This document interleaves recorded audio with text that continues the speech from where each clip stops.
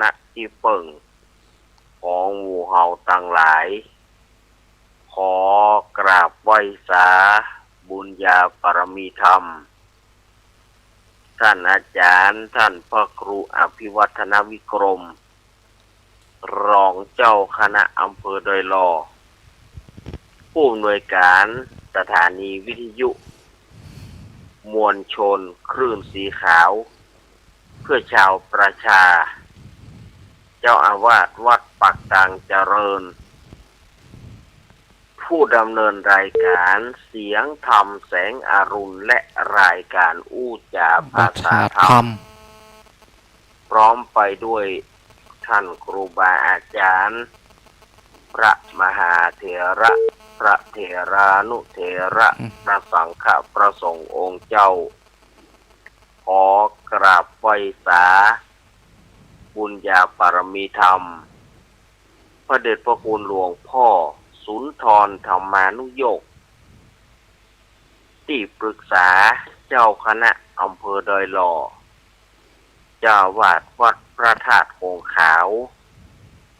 ขอกราบไหว้สาบุญญาปรมีธรรมพระเดชพระคุณหลวงพ่อสาธุกิจจานันท์เจ้าคณะอำเภอดอยหล่อเจ้าวาดวัดพระธาตุเจ้าดอยน้อยพร้อมไปด้วยพระสงฆ์องค์เน้นทุกรูปทุกองค์ด้วยความเคารพอย่างสูงสุดยิ่งครับผมสวัสดีเจเจแล้วก็สวัสดีป้าน้อยหนุ่มผาจ้อคนรูปหล่อตัวเนอร์ผมขอกราบไหว้สาในลักเหมือนกันครับผมขอกราบไหว้สาตุลุงนวลคนรูปหล่อเหมือนกันนะครับสวัสดีตุลุงนวลคอตุลุงนวลแข็งแรงนักนะครับแล้วก็ขอสวัสดีเจริญปอเนี่ยศรัทธาสาธุชนคนดีเฮาทุกท่านวันนี้รายการสารธรรมยามบ่ายยามแรงในช่วงธรรมะเพื่อชุมชนก็ปิกมาปะศรัทธาญาติโยมเหมือนเช่นเคยแต่วันนี้ก็แปลกนะศรัทธาญาติโยมเพราะว่าโยนลงมาเนาะซึ่งปกตินั้นวันอังคารจะเป็นวันของอาตมาภาพวันจันทร์จะเป็นวันของหลวงลุงชัยวัฒน์นาคเสโนหรือว่าตุลุงนันตุลุงยองแต่ด้วยวันนี้หลวงลุงเพิ่นติดภารกิจเปิดปล่อยอินทนนท์กับไปธุระปากปังเนาะก็เลยว่าขอนิมนต์อาตมาภาพมาจัดก็อาตมาภาพก็จัดไปเปิดปล่อยที่วัดอินทนนท์ปุ๊บครับวันพุธนี้ศรัทธาญาติโยมก็ค่อยปะกับหลวงลุงนะก็แลกวันกันไปเหียแลกวันกันไปเหียศรัทธาญาติโยมก็บ่เป็นอย่างนอกเขาก็แลกวันกันไปก็จับกันพอดีอาตมาจัดวันนี้วันพุธก็เปิ้นจัดก็สบายใจขอถามหน่อยครับถ้าสมมติว่าเปิ้นบ่ถูกเปิดติดธุระบ่ได้จัดนี่อย่างใดครับก็ถ้านักก้อยว่ามันยังมาบ่ถึงวันมันยังมาบ่ถึงสมมุติอันนี้สมมุติบ่ได้ครับบ่ต้องไปตีโพยตีพายหรอกว่าพวกเนี่ยถ้าอย่างใดคือเปิ้นจัดการคนเดียวเปิ้นในวันนี้ก็เลยเป็นหน้าที่ของเก้ากับผมอาตมาภาพ สามเณรรักปัญโยนานวัดสันเมืองตำบลหนองร่องอำเภอเวียงหนองร่องจังหวัดลำพูนเป็นผู้รับผิดชอบดำเนินรายการก็ทางสถานีวิทยุคลื่นพระพุทธศาสนาการศึกษาและวัฒนธรรม 104.50 วัดป่ายหินตำบลสุเทพอำเภอเมืองจังหวัดเชียงใหม่โดยเมตตาธรรมของท่านอาจารย์ท่านพระครูสมุวิสุวัตวรกิจโจสถานีวิทยุวัดพระบาทอุดมน้ำบ่อสาวา 100.25 เมกะเฮิรตซ์อำเภอฝางโดยเมตตาธรรมของพระเดชพระคุณหลวงพ่อสุจิตตานุรักษ์ด็อกเตอร์ท่านอาจารย์จำเริญโชติธรรมโมสถานีวิทยุมนต์เสียงธรรม 106.25 เมกะเฮิรตซ์ตั้งอยู่วัดบุพารามตำบลจ้างเคิ่งอำเภอแม่แจ่มจังหวัดเชียงใหม่โดยเมตตาธรรมของพระเดชพระคุณหลวงพ่อมงคลวิสิทธิ์ท่านปลัดอุทัยทั้งสองท่านสองอุทัยสถานีวิทยุแม่วางเรดิโออำเภอแม่วาง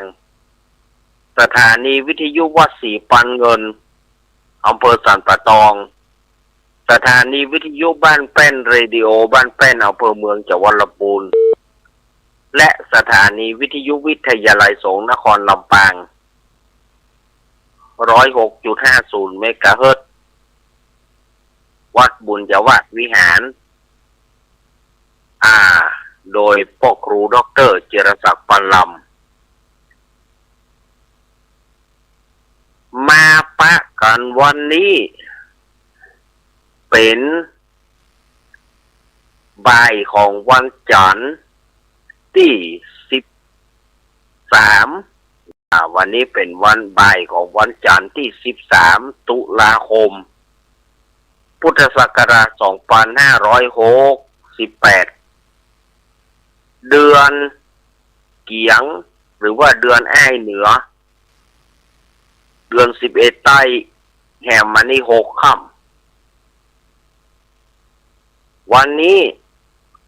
ใจอย่าเลิกดีแต่ไปตัดกับวันเสียก็เลยใช้การไม่ได้เนาะสถาญาติโยมสาธุชนทั้งหลายเพราะว่า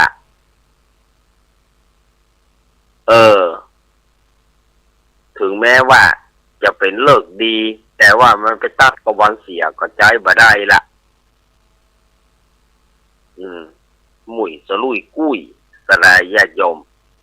ในวันนี้นะแล้ววันนี้ก็เป็นวันคล้ายวันวันคล้ายวันสวรรคตขององค์พระบาทสมเด็จพระมหาชนกาธิเบศรหรือว่าองค์ในหลวงรัชกาลที่9คล้ายๆวันสวรรคตของเปิ้ลก็วันนี้ก็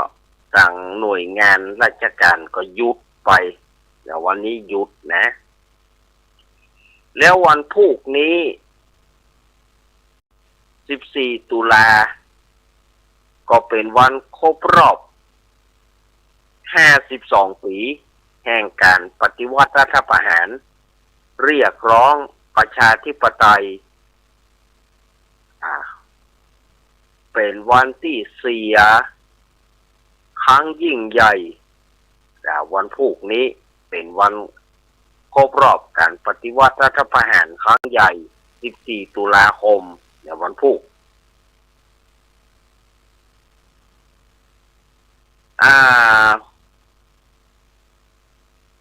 เมื่อมาปะกันแล้วอาตมาก็บ่ฮื้อได้กลาดเกลียวเสียเวลาก็จะได้ทำกิจกรรมวันศีลกิจกรรมยกวัดมาบ้านกิจกรรมฟังธรรมกลางภาษา วันนี้เป็นศีลสุดท้ายเป็นอ่าทำกิจกรรมเป็นศีลสุดท้ายเนอะสถานญาติโยมแห่งภาษานี้เพราะว่าต่อไปนี้มันก็เป็นศีลนอกเป็นศีลนอกภาษาเนาะเขาก็จะได้จัดรายการแบบธรรมดากันไป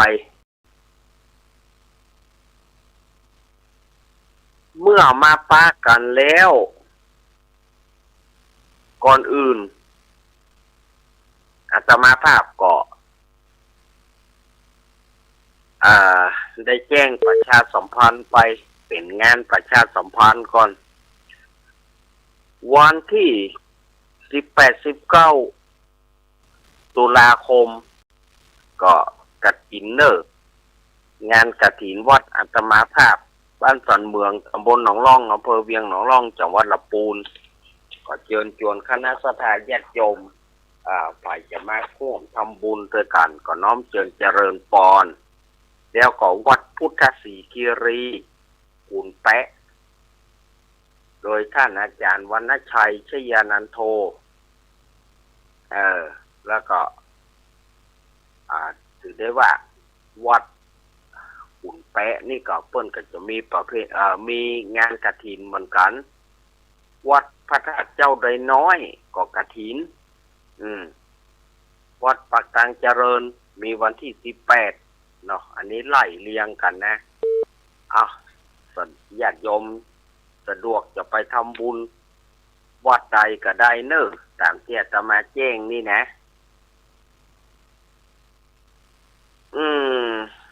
แล้วก็ส่วนปอยหลวงวัดอาตมาภาพก็5-6 ธันวาเนอะสถานญาติโยมก็มา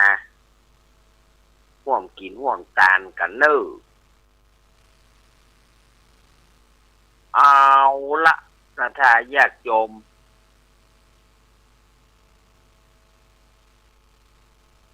เมื่อทุกอย่าง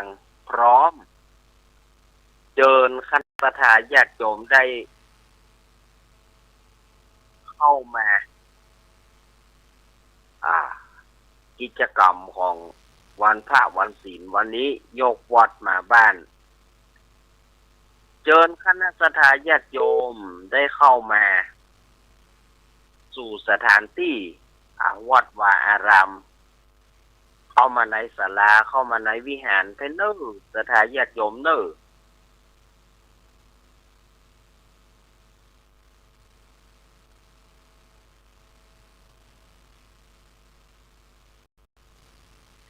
เมื่อสถานญาติโยมเข้ามากันเรียบร้อยเข้ามาในวัดในวาแล้วก็เชิญเข้ามาที่ประรำพิธีเนอะเชิญเข้ามาที่ประรำพิธี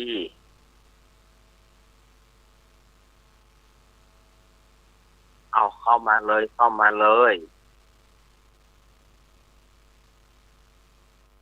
เอาละเข้ามาหาที่นั่งกันเรียบร้อยเนอะหาที่นั่งกันให้เรียบร้อย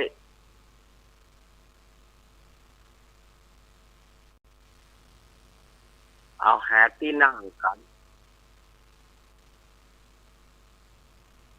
หาที่นั่งโอ้ยไอ้ยานะเจ๊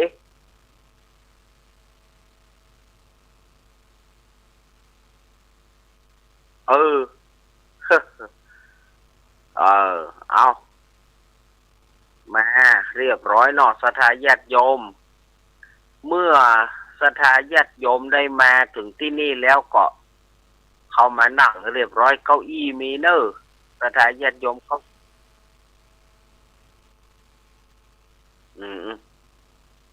เก้าอี้มีมาเก้าอี้ปะเลอะปะเต๋อเข้ามานั่งเลยสถานญาติโยมมีอันใหญ่ก็มีอันส่วนมากก็หมกดีพอดีเนี่ยนั่งได้เนี่ยเข้ามาเมื่อเข้ามาแล้วศรัทธาญาติโยมก็ อาตมาภาพขอเจริญพรพ่อครูดร.จิรศักดิ์ปันลำผู้อำนวยการสถานีวิทยุวิทยาลัยสงฆ์นครลำปางวัดบุญยวาสวิหารได้จุดเทียนธูปบูชาพระรัตนตรัยขอเจริญพรพ่อครูหมู่เฮาตั้งหลายพนมมือ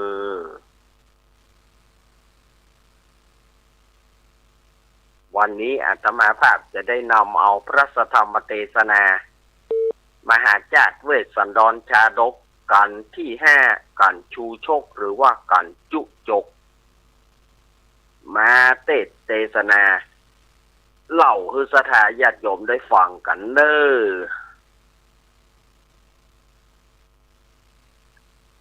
โอ้เดี๋ยวกันเด้อสถาญาติโยมเด้อเดี๋ยวอาตมาขออนุญาตปิดโทรศัพท์แถมเครื่องกันเด้อเพราะว่าบ่ได้ปิดเครื่องเพื่อเขาโทรมาเฮาบ่ได้ปิดเครื่องแล้วเขาจังโทรมาโทรมาแล้วมันเป็นธุระส่วนตัวยุ่งหำละ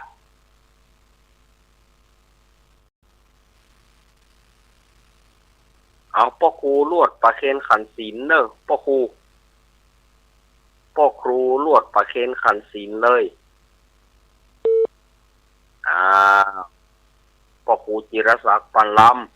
ำพ่อครูลวดประเคนขันศีลเนอะพร้อม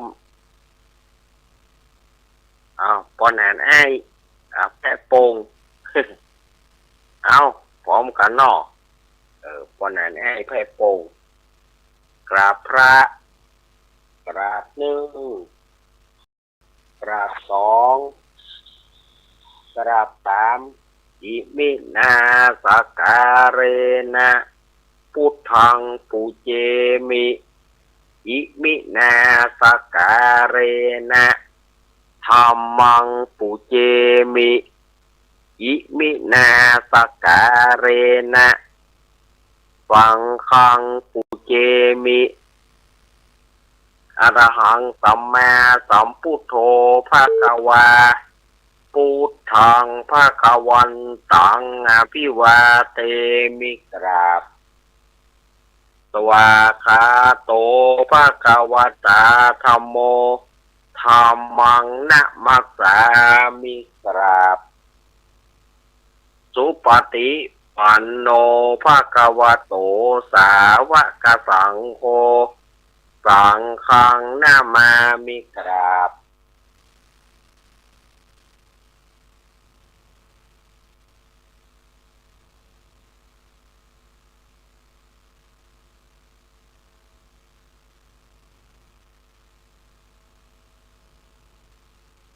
บัดดับ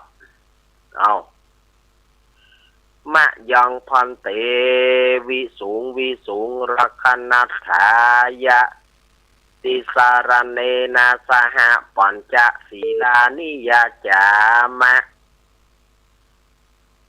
ทุติยัมปีมะยังพันเตวิสูงรักขณัฏฐายะติสารเนนะสหปัญจศีลานิยาจามะตติยัมปีมะยังพันเตวิสูงรักขณัฏฐายะติสารเนนะสหปัญจศีลานิยาจามะนะโมตัสสะภะคะวะโตอะระหะโตสัมมาสัมพุทธัสสะนะโมตัสสะภะคะวะโตอะระหะโตสัมมาสัมพุทธัสสะนะโมตัสสะภะคะวะโตอะระหะโตสัมมาสัมพุทธัสสะพุทธังสรณังคัจฉามิธัมมังสรณังคัจฉามิสังฆังสรณังคัจฉามิทุติยัมปิพุทธังสรณังคัจฉามิ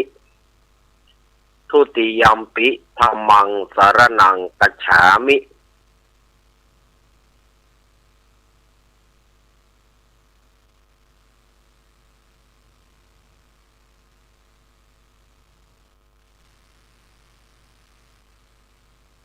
ามิสังฆังสารนังกัจฉามิทุติยัมปิพุทธังสารนังกัจฉามิทุติยัมปิธัมมังสารนังกัจฉามิ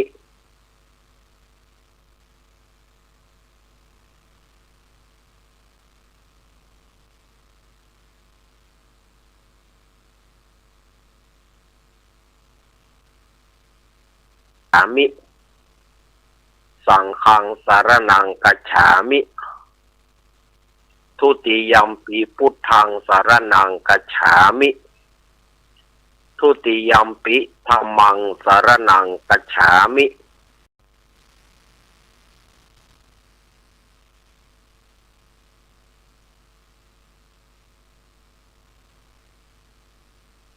เตนะนิพุติงยันติตัสสมาสีลังวิโสทะเยสาธุสาธุสาธุ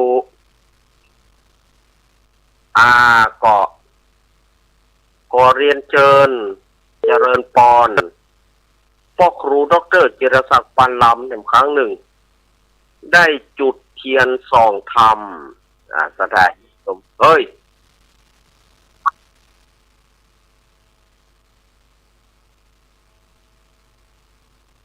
ดับเมื่อใดอาตมาภาพขอสุมาอภัยเนอะสถานญาติโยมเพราะว่าไฟฟ้าที่วัดปากตังเจริญดับปีกมาละอีหรอเจว่าเอาก่อนพอเจริญปอนพ่อครูดร.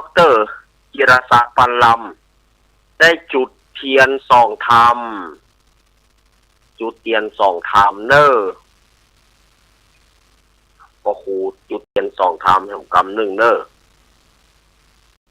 ตะกี้บ่ใช่อย่างละที่สัญญาณมันดับตะกี้เนี่ยสถานญาติโยมเตะว่าไปว่ามาเขี้ยวมันหล่อนออกไป ที่สัญญาณดับตะกี้นะเจว่าสัญญาณดับเขี้ยวอาตมามันหล่อนออกไปมันหมดอายุมันละมันหมดอายุของมันหล่อน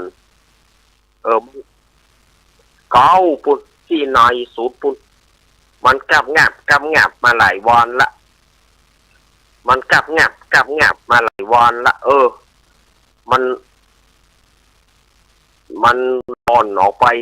แล้วกับสัญญาณมันอาตมาก็เอาไปเก็บแล้วสัญญาณมันเลยบอกแต่กี้นะสุมาอภัยเด้อเตะทำเขี้ยวร้อนว่าสถานญาติโยมเอ๋ยว้าวไปแถมละว้าวไปแถมซี่ละสถานญาติโยมว่าเอาไหน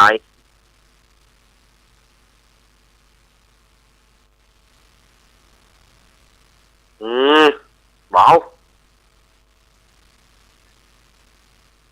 เอาละสถานญาติโยมก่อนสถานญาติโยมที่จะปูชาจะจุดเป็นคาถาธรรมวันนี้มีทำจุจกนี่มี79คาถาสำหรับเจ้าแต่ผู้ที่เกิดปีมะโรงงูใหญ่เนอะปีมะโรงงูใหญ่79คาถาทำกันชูโชคหรือว่ากันจุจกนี่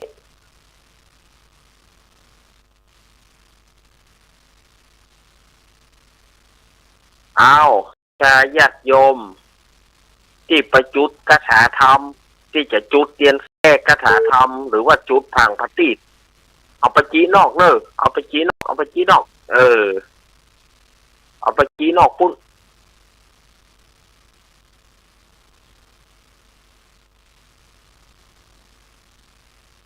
เอาไปจุดทั้งนอกเดี๋ยวถามเด็กๆที่มาจากกรุงเทพรู้จักมะโถบไหม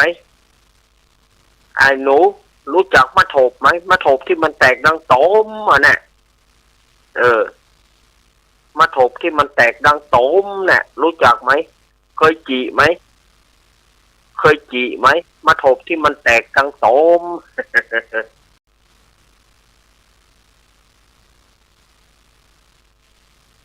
เออศรัทธาญาติโยมเอาศรัทธาญาติโยมได้มาแล้วเนอะ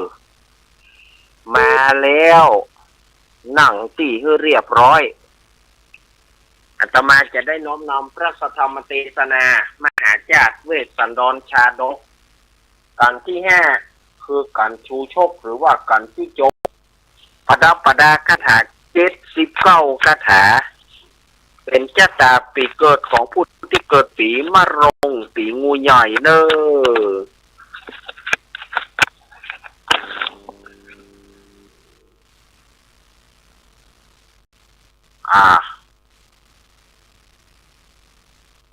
วันนี้เราก็จะตามท่าวาสาเธอเนอะสถานญาติโยมวันนี้ก็เดี๋ยวเขาฟังธรรมอยู่ก่อนเนาะอาตมาไปคือเปิ่นจุดเตียนส่องธรรมอยู่แล้วจุดคาถาธรรมอยู่แล้วกำเดียวก็ก้อยลวดตานผ้าวาสาสถานญาติโยมที่ได้นำผ้าวาสามาตานอันนี้นะได้นำผ้าวาสามาตานที่ได้นำผ้ามาตานเป็นผ้าจำนำภาษาก็เดี๋ยวก้อยถวายก็เดี๋ยวก้อยอย่างเนาะแต่มาผมฟังไปหน่อยเอาป้อนนั้นให้อาราธนาธรรมกันจุจกโว้ยป้อนนั้นให้แพร่โป่งเหล่ายาวบ้านโฮงเป็นธรรมต่อไปราธนาธรรมหนึ่งวันนาประเวทกันตังนิติตังก็มาเสียงเกตบัดนี้มารอถึงจูจักะกันทวนหา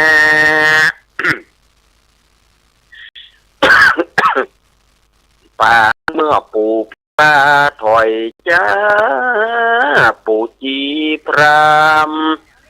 มันมีรูปบ่งาม8แห่งกรรมวิบากตกแต่งเป็นไปขอนิมนต์ ลูกศิษย์พระบัวไข่ตนสักสวัสดิ์ขออาราธนานั่งธรรมะเกี่ยวเตสนาธรรมบ่ใจขามอนน้อ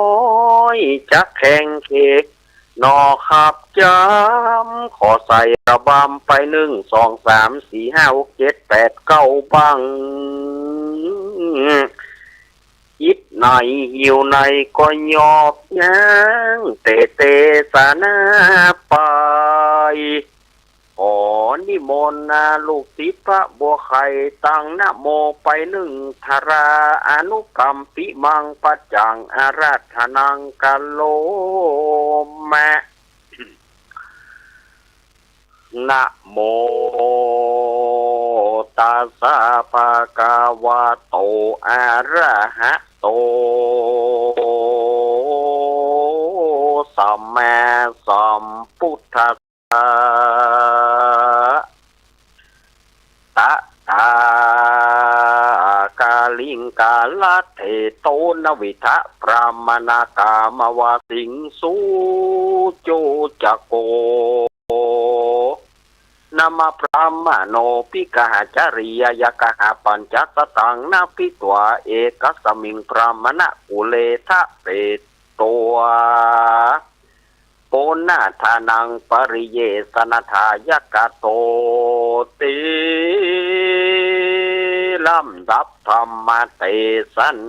นาแม้เธอ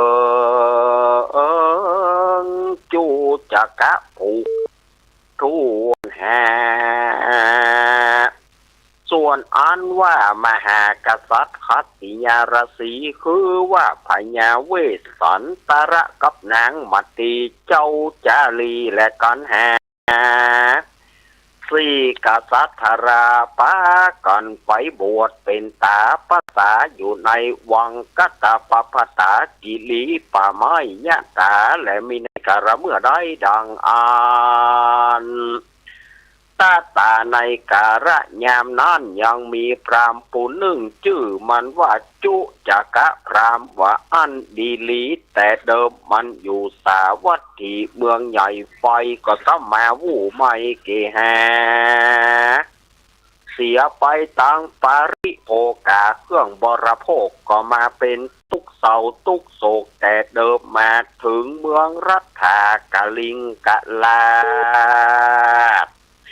พระเขาก็มาสร้างเขาวาดแห่งโตนที่บ้านโตนนวิทากา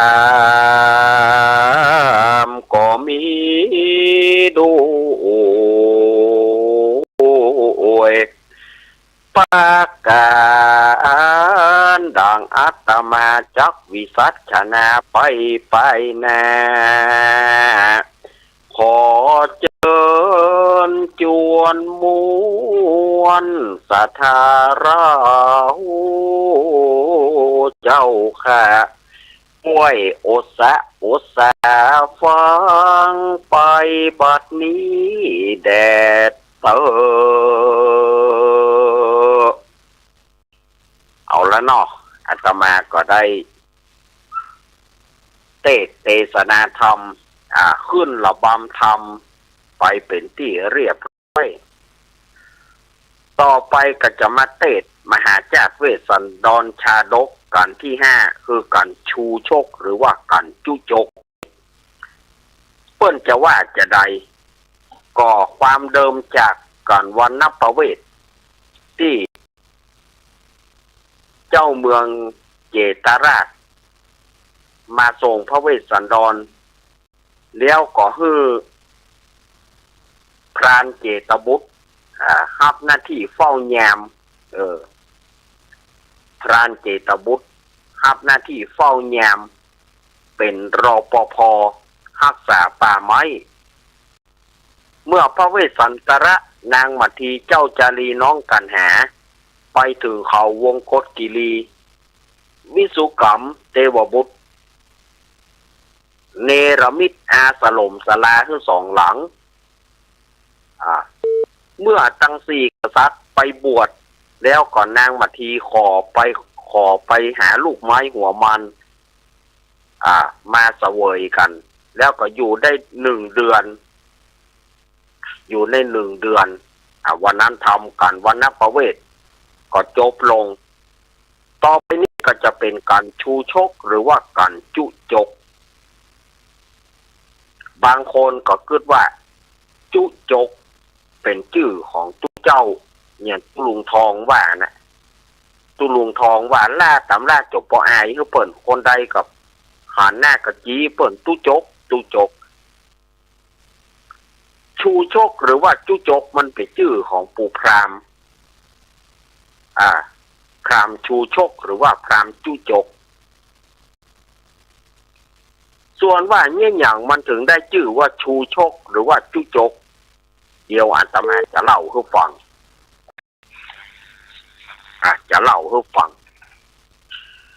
ปู่พราหมณ์นี้มันเกิดที่เมืองสาวัตถีเหตุที่มันได้ชื่อว่าจุจกหรือว่าชูโชคนั้นเพราะว่ามันเกิดมามันกินดีพ่อแม่มันแต่งงานกันมาโอ้กรรมก็ค่าได้ลูก2 กรรมก็ค่าได้ลูกพาธนากรรมไหนก็ขอให้ได้ลูกเถอะจะเป็นบุญหรือเป็นกรรมของเขาบอกว่าปู่พราหมณ์บ่มีที่เกิด ปู่พราหมณ์บ่มีที่เกิดไปหาป้อนหานอ้ายก็บ่เอาไปหาลุงเมาก็บ่ฮื้อไปหาป้อนหานตื้อก็บ่ไปหาอุ้ยจันก็บ่ได้นะตุลุงทองว่าไอเอาเมาฮื้อตื้อปั่นจันได้ ภัยบ่ฮื้อมันเกิดบึดก็ไปทางเหนือบึดก็ไปทางใต้บึดก็ขึ้นห้วยบึดก็ลงดอยเขาบ่ฮื้อมันเกิดในที่สุดจนใจไปเกิดกับพ่อกับแม่มันเมื่อไปเกิดเปิ้นเนี่ยท้องอยู่เปิ้นท้องมารลูกนี่นะ9 เดือนเนาะคนทั่วไป9 เดือน10 เดือน ปู่พราหมณ์นั่นอยู่2 ปีเกิงตกกะแม่มันมานนะ2 ปีเกิงกะมานปู่พราหมณ์ขอยากกินสปะสปอนขอยากกินสปะสเปดเมื่อมานปู่พราหมณ์อยากกินบักกล้วยเตดกับมะละกอนั่นอยากกินบัสมอกับบะแนะอยากกินแคบหมูที่มันเป็นจิ้นควายเอาไปอยากกินบะเจ้หอมเจ้หูกว่าหรออยากกินส้มที่มันหวานนั่นอยากกินน้ำตาลที่มันส้มปู่พราหมณ์นี่มันเกิดมาวิปริตวิปราชนะมันมานขนาดแม่มันมานนะอยากกินไปซะปะอยากกินส้มที่หวานวะอยากกินน้ำตาลที่มันส้มวะมันมีวะสถาญาติโยมวะอยากกินน้ำผึ้งที่มันเป็นน้ำมิ้นอยากกินไส้อั่วกับไส้กรอกอยากกินจิ้นส้มกับแหนมดกเพราะมันอยากกินที่บะจ่องบะใจเหรอถ้าอยากกินหมูจุ่มที่มันเป็นจิ้นควายเขาก็บอกงูไหนตัวให้อีลำเหลือก็อยากกินที่บะจ่องบะใจเอาป่อมาก่อขับอาสาเนี่ยการยังงานถึงเวลาเกิดมันบะยอมตัวแถมละป่อมันก็เบ่งเบ่งเนาะไปเกิดเมืองสาวัตถีนั่นนะเกิดเบ่งเบ่งขอให้มันเกิดวะแม่มันสู่เบ่งคือข้ากับว่าข้าจะเป็นคนเกิดวะโอ้ไปได้อย่างใดขอแม่ปู่พราหมณ์เนี่ยขอให้ป่อมันเบ่งมันจะเป็นคนเกิดก็ตัวแมนตัวเจ็บต้องก็ตัวเบ่งเอากันเนาะคือเปิ้นเบ่งมันก็มีอย่างสุมาถ้าก็เดียวก็กวากออกมาก็ยุ่งอ่ะแหละ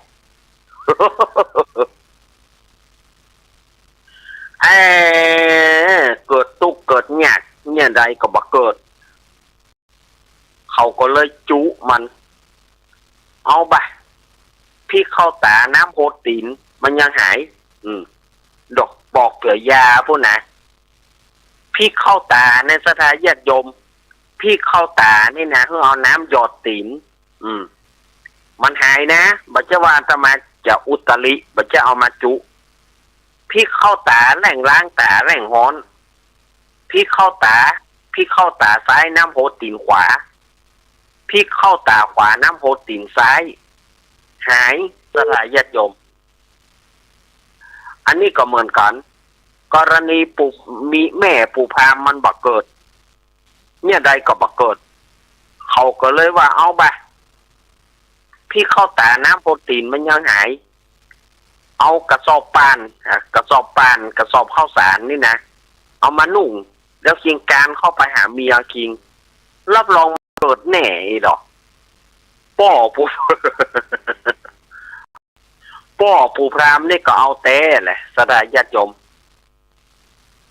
ได้กระสอบป่านมาหมอกมืดสลุ้มเลยหรอแม่ปู่พราหมณ์ก็เจ็บท้องเกิดก็เกิดเห็นตัวลูกเฮ้ยเกิดก็บ่เกิด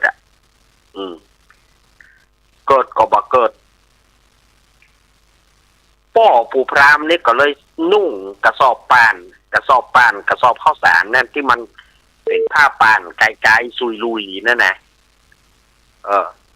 นุ่งเข้าไปหาการเข้าไปหาเมียมันต้มก้อมเมียมันก็อันยังเนี่ยควายน้อยก็บ่ใจหมูก็บ่ใจอันยังเนี่ยควายน้อยหมูควายน้อยอันยังนี่เมียมันดิ้นไปดิ้นมาลูกโซดออกหัวเข่า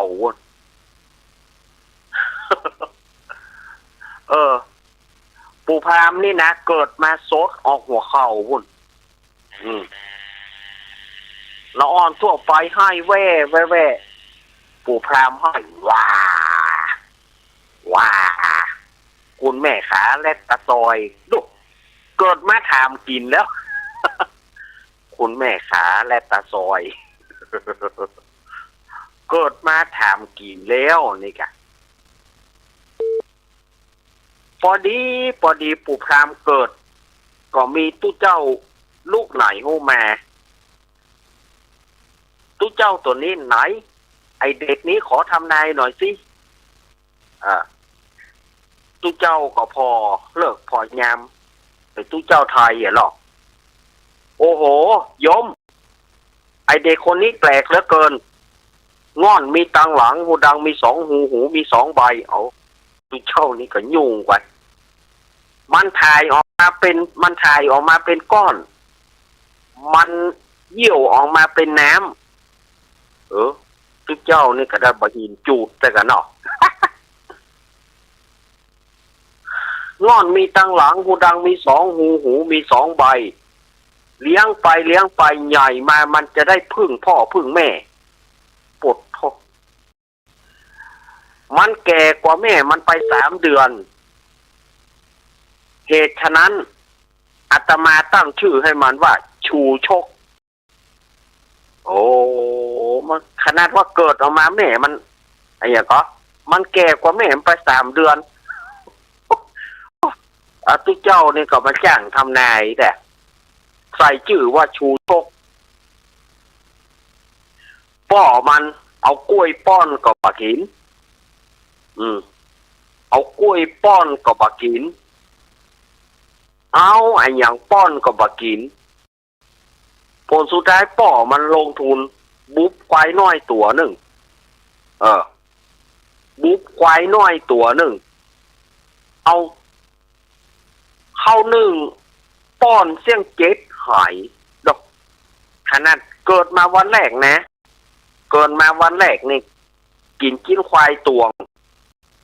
เข้าแห่งเจ็ดหายปุดโถเอาเข้าอะกะเลี้ยงบะใหญ่ก็กองไข่เฮือใหญ่มาสูงเกิ้งเดิง เลี้ยงแต่หมอตีนเต้าแจ้งใหญ่มาจุพอตีนเต้าจอนเลี้ยงมาเป็นงูเห่าไส้แม่เอาสถานญาติโยมว่ามันเป็นอย่างไรงูเห่าไส้แม่เขาก็ไม่เคยหันเสื้อ โอ้ปูพามเปิ้นถือว่าพามเนาะมันกินนักกินหนาต้องอย่าปูพามบ่ะพามชูชกใหญ่วันใหญ่คืน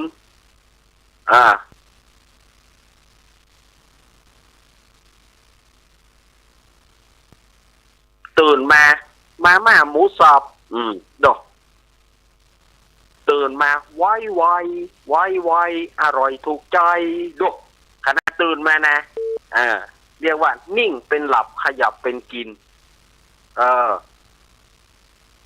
ขณะตื่นออกมาไวอร่อยถูกใจดอก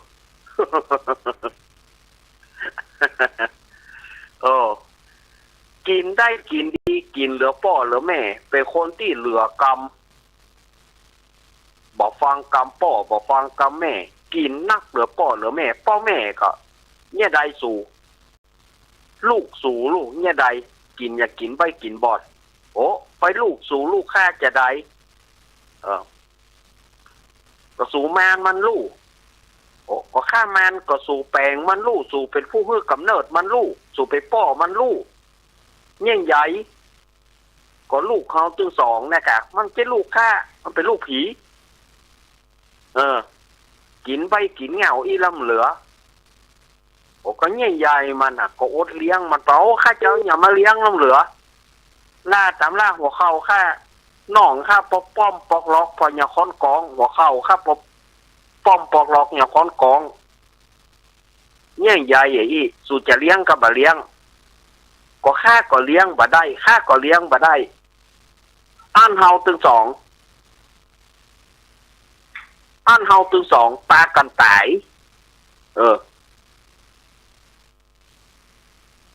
เฮาตึงสองปากันตายเตอะ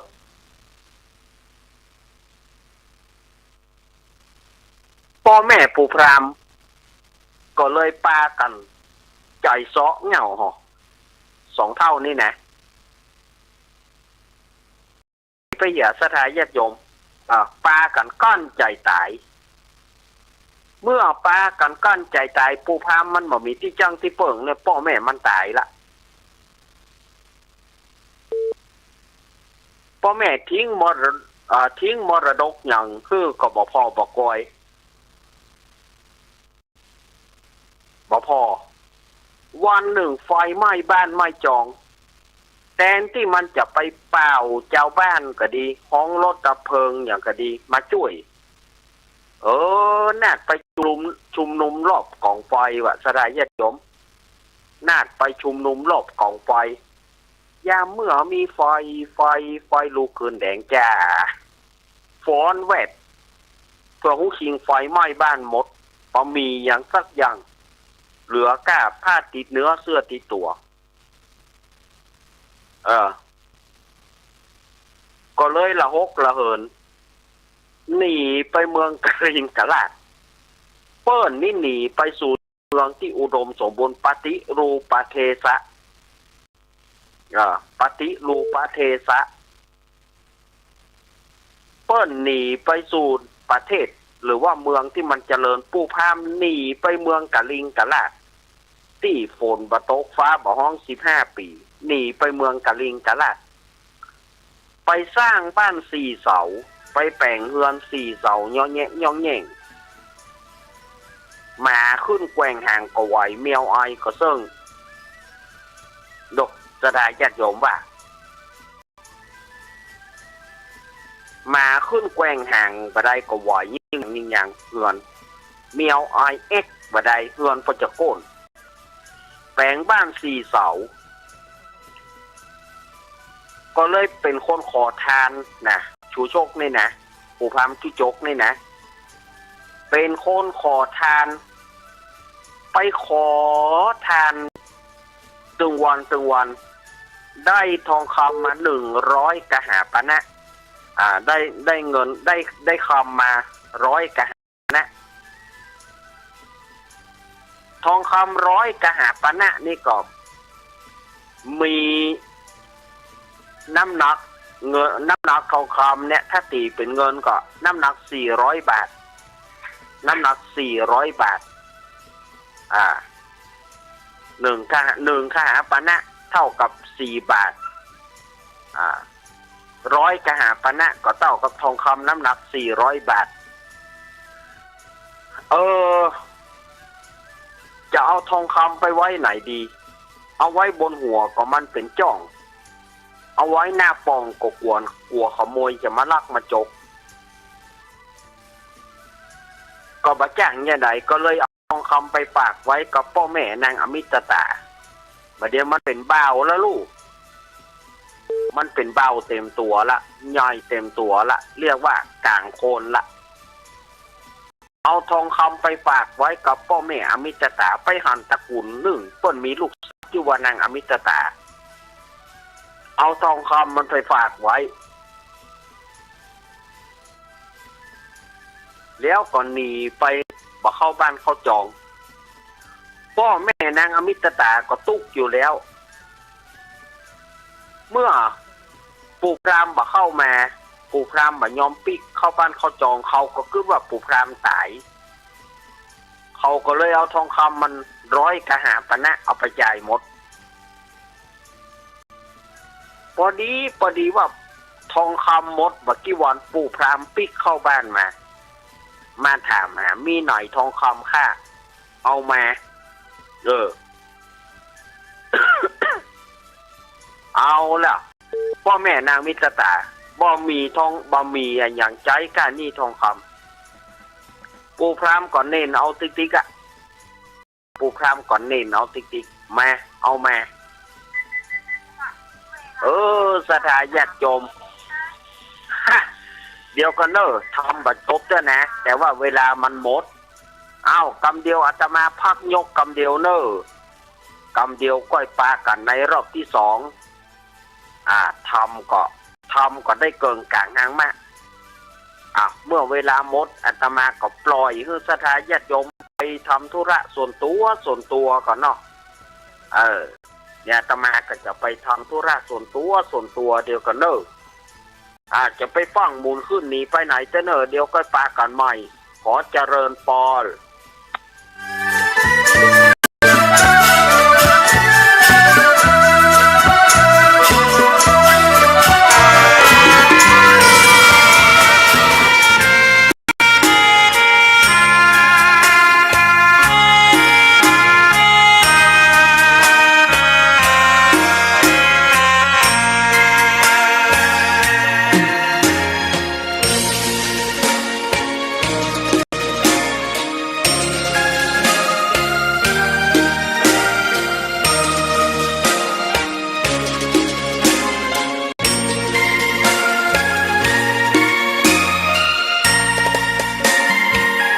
ดอกบัวดอกหนึ่งพึงใจไว้เพื่อบูชาแด่องค์พระศาสดาสัมมาสัมพุทธเจ้ามีความงามเงียบไม่เปรียบเทียบเขาเทียบเราใครมองไม่งามช่างเขาแต่เจ้าก็คือดอกบัวด้วยความสัตย์ซื่อยึดถือความดีเป็นหลัก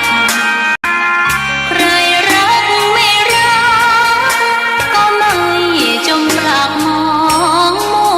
วเมื่อโผล่พ้นน้ำก็เห็นความงามในตัวไม่ยึดติดใน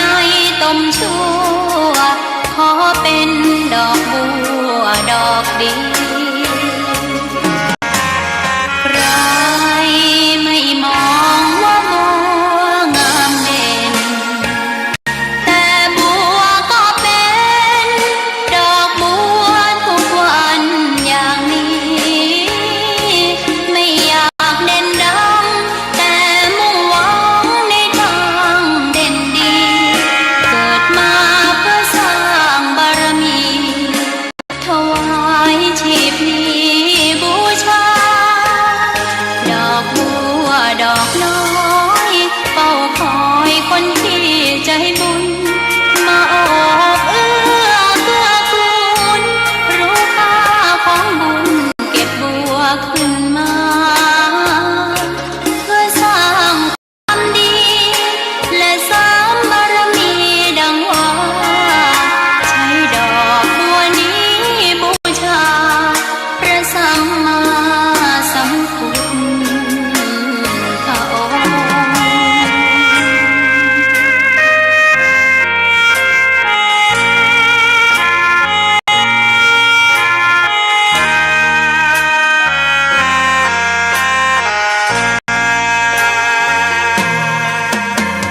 ใครไม่มองว่าบัวงามเด่นแต่บัวก็เป็นดอกบัวทุกวันอย่างนี้ไม่อยากเด่นดังแต่มุ่งหวังในทางเป็นดีเกิดมาเพื่อสร้างบารมีถวายชีพนี้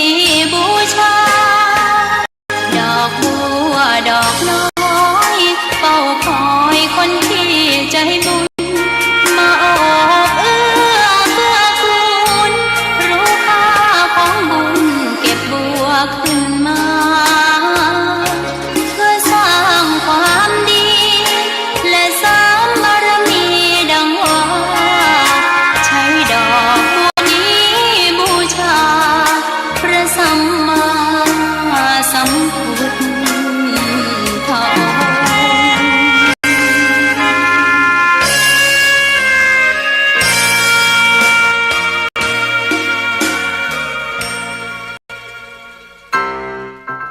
องค์ น้องๆหน้าหนาวนี้ไปแอวเหนือเฮาพักที่นี่บ่รีสอร์ทนี้ดีขนาดมีเครื่องทำน้ำอุ่นระบบแก๊สเอาไว้ให้พร้อม แต่ก็ต้องระวังเนอะเครื่องทำน้ำอุ่นระบบแก๊สมีคนตายมาหลายรายแล้ว จะอั้นเลยกะ อ้ายก็นึกภาพเอากะเปิดเครื่องทำน้ำอุ่นระบบแก๊สในห้องน้ำถ้าบ่มีพัดลมดูดอากาศ การหมุนเวียนของออกซิเจนมันจะดีได้จะใด ในเมื่อการเผาไหม้บ่สมบูรณ์ก็เกิดการสะสมแก๊สคาร์บอนมอนอกไซด์สูดดมเข้าไปมันจะไปจับกับเม็ดเลือดแดงและทำให้เม็ดเลือดแดงจับกับออกซิเจนได้น้อยลงเมื่อออกซิเจนเข้าไปถึงปอดก็จะย่าให้คลื่นไส้เมาหัวหายใจยากจนถึงขั้นเป็นลมแล้วก็ตายได้โดยเฉพาะคนที่มีโรคประจำตัวเช่นโรคหัวใจโรคเลือดจางหอบหืดถุงลมโป่งพองโรคความดันโลหิตสูงซึ่งจะมีโอกาสสูงกว่าคนอื่นน่ากลัวขนาดเนาะมันก็บ่ถึงขนาดนั้นถ้าหารู้วิธีคือถ้าอาบน้ำด้วยเครื่องทำน้ำอุ่นระบบแก๊สบอดี้อาบเกิน10 นาทีจะต้องเปิดพัดลมระบายอากาศหรือให้อากาศถ่ายเทได้ดีอันนี้ก็จะได้นักถ้าหมู่เฮาแค่หูข้อมูลเพิ่มเติมโทรสอบถามได้ที่กลุ่มสื่อสารความเสี่ยงและพัฒนาพฤติกรรมสุขภาพสำนักงานป้องกันควบคุมโรคที่1เชียงใหม่053-140-774-6หรือสายด่วน1422จนเครียดกินเหล้าจนเครียดกินเหล้า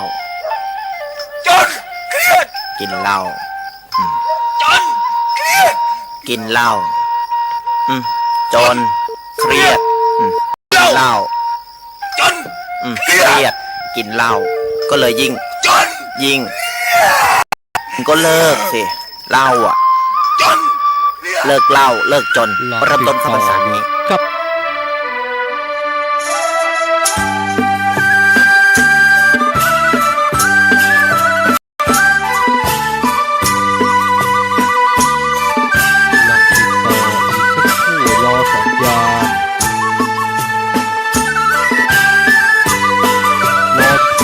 ลุกจากวัดเสมือนอีกสักครู่นะครับ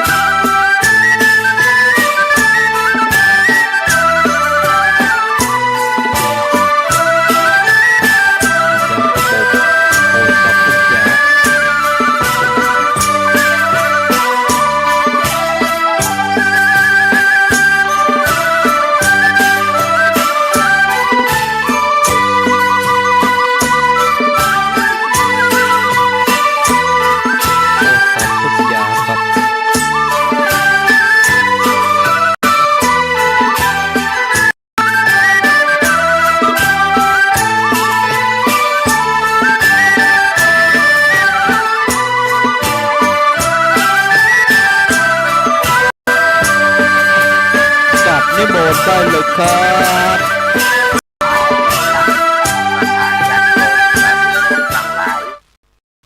ฟังทำกำลังม่วนเนาะ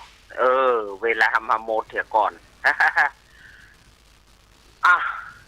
ก็มาถึงช่วงที่2ของรายการสารธรรมยามบ่ายยามแรงช่วงธรรมะเพื่อชุมชนสถาญาติโยมก็ฟังธรรมกันกับกำลังม่วนอยู่เพื่อบ่ให้เป็นการเสียเวลาก็มาฟังธรรมกันต่อเลยเนาะสถาญาติโยม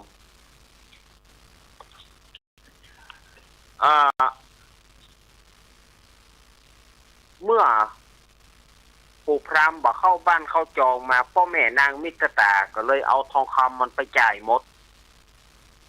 พอดีทองคำหมดปู่พราหมณ์เข้าบ้านมาถามหาอย่างใดก็จะเอาติ๊กเขาบ่มีอย่างใจนี่แก้คำปู่พราหมณ์ก็เลยเอานางยกนางอมิตตาใจการนี่คำพราหมณ์อย่างก็บ่มีสักอย่างนะปู่พราหมณ์มีแค่ลูกสาวเอาค่ะนี่หรอ เอาค่ะก็เลยยกนางอมิตตาเพื่อเป็นการนี่คำพราหมณ์ปู่พราหมณ์ก็ใจวาทศิลป์อีนายเหยไปอยู่ตัวอีลุงจะกินอย่างจะเอาอย่างปันละจะกินอย่างจะเอาอย่างปันละปะเต๋อเข้าของอีลุงมีปันละปะเต๋อไปอยู่ตัวลุงนางอมิตตาก็คิดว่าสบายถ้าตัวสบายพ่อแม่ก็สบายหนีไปตัวปู่พราหมณ์ เมื่อหนีไปตัวปู่พราหมณ์ไปมีอย่างมีเฮือน4 เสาหย่องแย่งหายเกินเดือนอีนายห้อยอย่างเสียใจว่าจะกินอย่างจะเอาอย่างก็ตึงบอกแล้วรอว่าจะกินอย่าง มันบ่มีอันยังกินจะเอาอย่างมันบ่มีอย่างสักอย่างเนี่ยใหญ่มัน ก็เลยอยากอยู่กับปู่พรามปู่พรามตั้งนางอมิตตาไปเป็นหลาน เอาเปล่ามายึดเป็นเมียเห็นเลย เอาเป็นเมียเหี้ยนางอมิตตาก็หยาบอยู่กับปู่พรามปฏิบัติปัดปู่พรามปรากฏว่าหมู่เจ้าบ้านนั่นน่ะเจ้าบ้านตุลนวิทะนั่นนะเจ้าบ้านตุลนวิทะหมู่เจ้าบ้านใกล้เฮือนเคียงเกิดจังเมียเขาไปเมาเมียปู่พรามกำก็ด่าสูย่อมพออมิตตาห้านเปิ้นดูแลชูชกอย่างดีกำเขาก็ชมอมิตตานางมิตตาชมนางมิตตาด่าเมียเขาเนี่ยกินบะลำก็ด่าอมิตตาเนี่ยกินลำบ่ใช่เหมือนสู่เขาแต่ก่อนแม่มันประเดี๋ยวเนี่ยนี้ด่าเมียเขาไปเมาเมียปู่พรามไปเมานางมิตตาหมู่เมียพรามทั้งหลายว่าโอ้เป็นเพราะนางอมิตตานี่รู้ถ้ามีนางมิตตาผัวเฮาคงบอกว่าอันนี้นางมิตตามาอยู่นี่บ่ได้เฮาจะต้องกำจัดนางมิตตาให้ออกไปวันหนึ่งนางอมิตตาไปตักน้ำเขาก็ป้ากันด่าป้ากันไล่นางอมิตตาอีนายมาอยู่อย่างนี้ไผว่าสักเตือมีผัวเท่านางอมิตตาบอกถึงเขาแก่แล้วฉันก็จะรักใครจะทำไม เนาะเขาก็ด่าก็ไล่นางมิตตานางอมิตตาให้เขาด่าหัวให้หนีไปหาปู่พรามปู่พรามถามว่าอีนายให้ยี่หยังมีเรื่องอะไรหรือแตนจี้กะยุงคบกะงูคบกะแล้วให้ยี่หยังก็บอกหูถามไปถามมาบอกคือปีดีๆป่อมันบอกคือแม่มันดีๆแม่มันบอกคือป่อมันดีๆแม่มันให้ยี่หยังจ้าเนี่ยแต่ช้าแต่เขาแห่ยายมาพอถึงศาลาเขาก็วางยายลงถ้ายายไม่ลงเขาก็ถีบยายลงนี่หรอกให้ดักเหียแม่มันจะไปให้มีอย่างบอกคือป่อนางอมิตตาก็บอกว่ากูไปตักน้ำเขาด่าหัวกูโอ้มาอย่าร้องไห้เลยนะป้าอยู่นี่ทั้งคนมันเป็นไผ มันเป็นไผมาด่าแม่มันเป็นไผมาด่าเมียกูไผมาด่ามาบอกป้าหน่อยสิเดี๋ยวล่อปู่พรามนะไผมาด่ามามันเป็นลูกใครเราเต้ามันเป็นลูกเต้าเราไผมาด่าเป็นไผไล่เลียงลำดับปุ๊บนางมิตรตาก็บอกว่ากูก็บอกหูเขามาด่ากูมาไล่บุบกูไล่ตีกูโอ้เงียบเส้นนะมาป้าอยู่ทั้งคนก็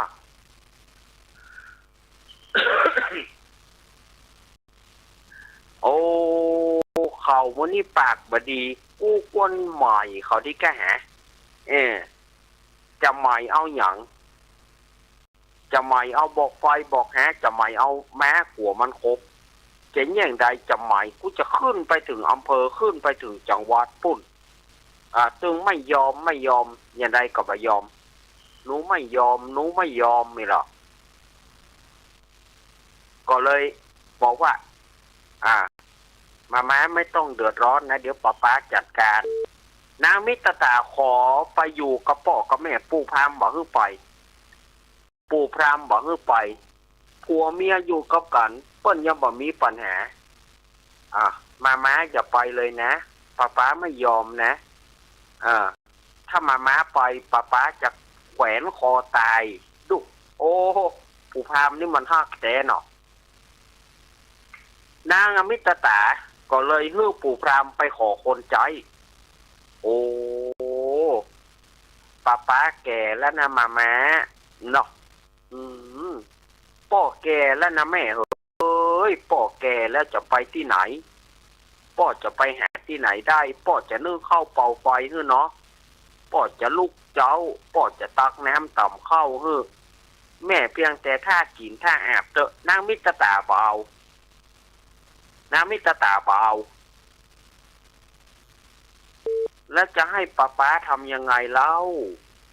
ก็ฮื้อปู่พราหมณ์ไปขอเจ้าจารีน้องกันหาลูกของพระเวสสันดรที่เขาวงกฏถ้าปู่พราหมณ์บอกไปนางมิตรตาจะหนีปู่พราหมณ์ก็จำเป็นได้ไปปู่พราหมณ์ก็จำเป็นได้ไปบอกคือนางอมิตรตาเกียมเข้าใต้เข้าโถงอินดูมันตุกเมื่อเท่าสถานญาติโยมตุกเมื่อเท่านางมิตรตาก็ดาเข้าใต้เข้าโถงเอาไปเหียนปู่พราหมณ์เอาไปกินเอาไปบริโภคเอาไปรับประทานเอาไปหักเลือดหักไก่หูดเน่าตับปูดไส้หลอนกินแล้วก็ลุโจลุโจกตายวันตายคืนเฮียเตอปู่พราหมณ์เฮยดูโอ้โหปู่พราหมณ์ก็จัดแจงยศเยาเฮือนซอนเฮือนแปลงบ้านแปลงจองที่ไหนมันบดีก็แปลงแล้วก็สร้างเสียนุ่งทะลงเป็นฤาษีบวชเป็นพระฤาษีแล้วก็ฮื้อโอว่านางมิตรตาแม่จงหลับดึกตื่นเช้านะมาม้าอย่าดื้อนะอีหลอกป้าไม่อยู่อย่าให้ใครมาเรียกมาร้องนะอู้เป็นย่างไว้เอ็นดูมันตุกมาเท่าตุกเพราะตัณหาคือความอยากเอาห่อเข้าไม้เก้าเครื่องปุจจาไฟเอาไปเข้าป่าเข้าโดงไปเปิ้นเขาวงกฏมันก็เขาวงกฏบ่ฮู้คำเตื้อไปก็ลงเข้าไปเมืองศรีวิราชเจ้าศรีวิราชถามหาว่ามันลูกไหนมาบอกว่ามันลูกกะลิงกะลาดมาพระเวสสันดรอยู่เมืองเจตุดรบ่ได้ก็เพราะว่าพราหมณ์กะลิงกะลาดมาขอจ้างเผือกบาเดียวนี้เจ้ากะลิงกะลาดมาแถมแล้วแสดงว่ามีเจตนาที่บ่ดีเขาก็เลยไล่เข้าป่าเข้าโดงไปพอเข้าป่าเข้าโดงไปซ้ำว่าไปปะใส่หมาพรานเจตบุตร32 ตัวมาล้อมเห่าเท่าเล่าเก่ากว่าตายตกขยุยขยายขึ้นต้นไม้สั้นตกต้นนั้นไปหาต้นนั้นตกต้นนั้นขึ้นต้นนั้นตกต้นนั้นอินดูมันหมาก็ไล่เห่ามันว่งว่างชื่อหมามันมีอย่างอี้นะก็ไปปะใส่หมาพรานเจตบุตร32 ตัวมาร้อมเห่าเท่าละเก่ากลัวตายหมาพรานหลายเลี้ยงไว้เต็มป่าไม้ไล่เลยครบตัวหนึ่งชื่อปูตุ๊บแก้วเจือครบเจือกาบตัวหนึ่งชื่อปูตาบมันจังสุบสาบจอมหอยตัวหนึ่งชื่อว่าปูดำมอยโป๊กห่างคางไปตัวป้าป่าเสียงตัวร่ารอยทีตัวหนึ่งชื่อว่าไออุรีห่างดอกตัวหนึ่งชื่อปูตอกมันจังศอกกอกในหอมร้อนหันซัดและคนมามันขับไล่เข้าไปไกลเป๋าเปิบเอาตัวหนึ่งชื่อว่าดาวเด็ดแมนลงป่า7 วันมันก็ยังผ่านมารอดตัวหนึ่งชื่อไอดำปอดตาแหวนเฮาเสียงแข็งเหมือนฟ้าผ่ากล้องตุกม่อนแดนดอยตัวหนึ่งไอตาแมนเก่าเกลือมาย่อมไหลเนื้อตัวต่างตัวหนึ่งชื่อว่าไอแดงดังมันจังนอนข้างเจ้าเฝ้าอยู่หัวคันใดตัวหนึ่งชื่ออีใจไวหันอันใดก็โคบก็กลับแล่นกันกลับยามเดียวตัวหนึ่งชื่อไอสารับสาเรียวดำปอดจังหูสอดตามหอยก้อยหูตาแห่งเจ้าตัวหนึ่งนั้นเล่าชื่อมันว่าอีเต้าเป็นมาเท่ามาแก่แต่เชื้อแม่มันมาเลงมากกาก็แม่นหูใจแกวนหนตาง ก่อนมันหันละและยางต่อไปถุงแจกก่อนมันครบแล้วก็เอาแอนลงดอยตัวหนึ่งชื่อไอตามอยมาใหญ่หันหัวล้านไหลตันใจตัวหนึ่งชื่อว่าไฟเดือนห้าตัวหนึ่งชื่อว่าน้ำฟ้าเดือนหกหันยาโจกบ่อใดไล่ตัวตันตัวหนึ่งชื่ออีมานีวันห่างการหันหมูแม่นเมงจังเล่นตามลังกันกับมันกันกับเอาตายตัวหนึ่งชื่อไอขาลายแข่งเต้าเป็นหมาเข้าเจื้อครบเจื้อกับเจื้อมายาแควนแหงตัวหนึ่งชื่อไออีตาแดงเจ้ามันหักมันแปลงผูกเอาไว้แม้ตัวนี้ใจการประโยชน์ได้ยุอันสี่ตีนมันยันหาอองเต่าปากมันเห่าหาแลนตามันแงนหาหางเพิงหางหอกหางมันสุกซอกเข้าหูหนูหูมันเหยียงฟังหาเจ้ามันเรียกคอยมีหมาตัวนี้คุ้มค่าเนอะหมาอเนกประสงค์ตัวหนึ่งชื่อว่ากาจะเลียกแล่นตะลอมตัวหนึ่งชื่อว่าขอมเครื่องคาบแล่นกันกับเสือหมีตัวหนึ่งชื่อว่าไอคนยีจอมจ่อจ้างหุมหล่อคบเสือตัวหนึ่งชื่ออีคำเครือคนหยาบกันบันไดกันกับเลี้ยวปัสสาวะบ่วางเอามีดเอามุยมาง้างกลางมันจักออกใดขาก็เข้ามาไกลสะลืดเข้าคบโถงตัวหนึ่งแสนตาวงธรณีไหววะวาดโต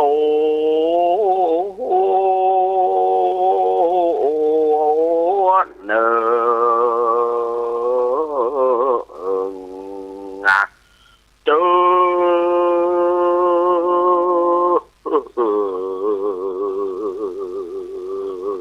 มันว่าไอ้สายฟ้าฟาดธ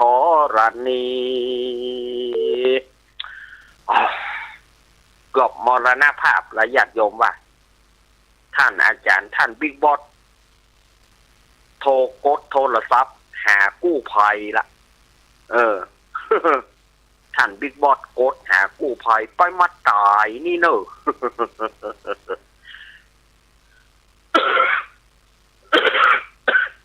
สุมาเนอะหมาเห่ามันโอ้ห้าขึ้นต้นไม้ให้ไว้อีป่ออีแม่สารนังกะฉามิอีหรอมันเอาไหนมาได้ไหนนะเปิ่นพูดทางธรรมังสังฆังอีป่ออีแม่สารนังกะฉามิอีหรอได้ตึงขี้ได้ตึงโต๊ดได้ตึงเหนียวมันสะดุ้งอ่ะหมาไหลติดมันให้ไว้พรานเจตบุตรได้ยินเสียงหมามันเห่าหันใส่ปูพามเฮ้ยใครกำหน้าไม้จะยิงมันบอกว่ายุดอย่าเพิ่งยิงวันนี้จะเสียใจภายหน้าเนี่ยอย่างเขาเป็นราชทูตจากเมืองเชตุดรจะมาทูลอาราธนาพระเวสสันดรนางมัททีเจ้าจารีน้องกันหาจะเอาเสด็จนิวัตสู่พระนครไปเสวยเมืองศรีวิราชไปเป็นเจ้าพญาแห่งครั้งหนึ่งถ้ายิงประเดี๋ยวนี้เสียใจไปตลอดชาตินี่อย่างเป็นลักไปฐานมันบ่มีอย่างละหมาครบหมาตึดไปหมดเหลือก็บอกเกลือบอกเดียวบอกไม้ใส่เกลือนี่นะบอกไม้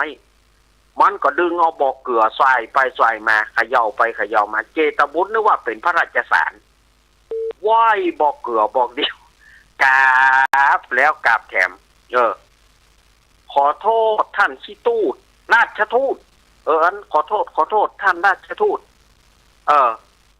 ข้ามีตาหามีแววไม่ไปว่าท่านเป็นราชทูตนี่เนาะเจ้าอันก็ขอเชิญราชทูตลงมาจากต้นไม้เถอะครับนี่เนาะมาได้เอาหมาไปมัดก่อนนี่รอมันได้ช่องนั่นแหละได้ช่องเอกปัดพรานเจตบุตรครับผมท่านราชทูตเดี๋ยวข้าจะหมาไปมัดนี่หรอเอาหมาไปมัดหมา32 ตัวจะเอามัดตีเดียวก็ไม่ได้มันจะครบกันก็เลยแยกเอาไปมัดแต่ละตี เอาหมาตัวที่หนึ่งไปมัดติดต้นกาสะลองมัดหมาตัวที่สองติดเก้าบะขามมัดหมาตัวที่สามติดเก้าไม้จี้มัดหมาตัวที่สี่ติดเก้าบะข้ามัดหมาตัวที่ห้าติดเก้าไม้ติดก่อพักโต๊บมัดหมาตัวที่หกติดเก้าพักเพชรมัดหมาตัวที่เจ็ดติดเก้าบะติดกับเขือบะแปบมัดหมาตัวที่แปดติดเก้าบะเมามัดหมาตัวที่เก้าติดก่อพักจิกมัดหมาตัวที่สิบเอาไว้ข้างเล้าเป็ดมัดหมาตัวที่11เอาไว้ต้นไม้หิมนองแล้วก็มามัดหมาตัวที่12 13 14 15 16 17 18 19 20 21 22 23 24 25 26 27 28 29 30 31ละก็32เนาะมาไปมัดไว้ตามที่ต่างๆแล้วก็เจิญพรามลงมาเอาผ้าขาวม้ามาปูเป็นหลายชั้นเรียกพรามลงมามาได้มาสู่มาตุดหอเข้าของราชทูตเข้าหอราชทูตเสียหายหมดโอ้กำเดียวพรานเจตบุตรฟั่งไปเอาเข้าบ้านมาอันนี้สำหรับผู้พรามกินอันนี้สำหรับห่อไปจัดการให้เรียบร้อยเจิญลงมาเอาเข้าให้กินเจิญราชทูตกินเข้าก่อนนอกเสบียงกลางที่จะเอาไปตั้งหน้ามีแล้วราชทูตมีแล้วเจตบุตรบอกอันแล้วก็สนทนากันพระเวสสันดรอยู่ที่ไหนใครจะมีเงื่อนไขจะมาฆ่าฝังที่ต้วมที่วากระจ้างเปิ้นบ่ฮือบอก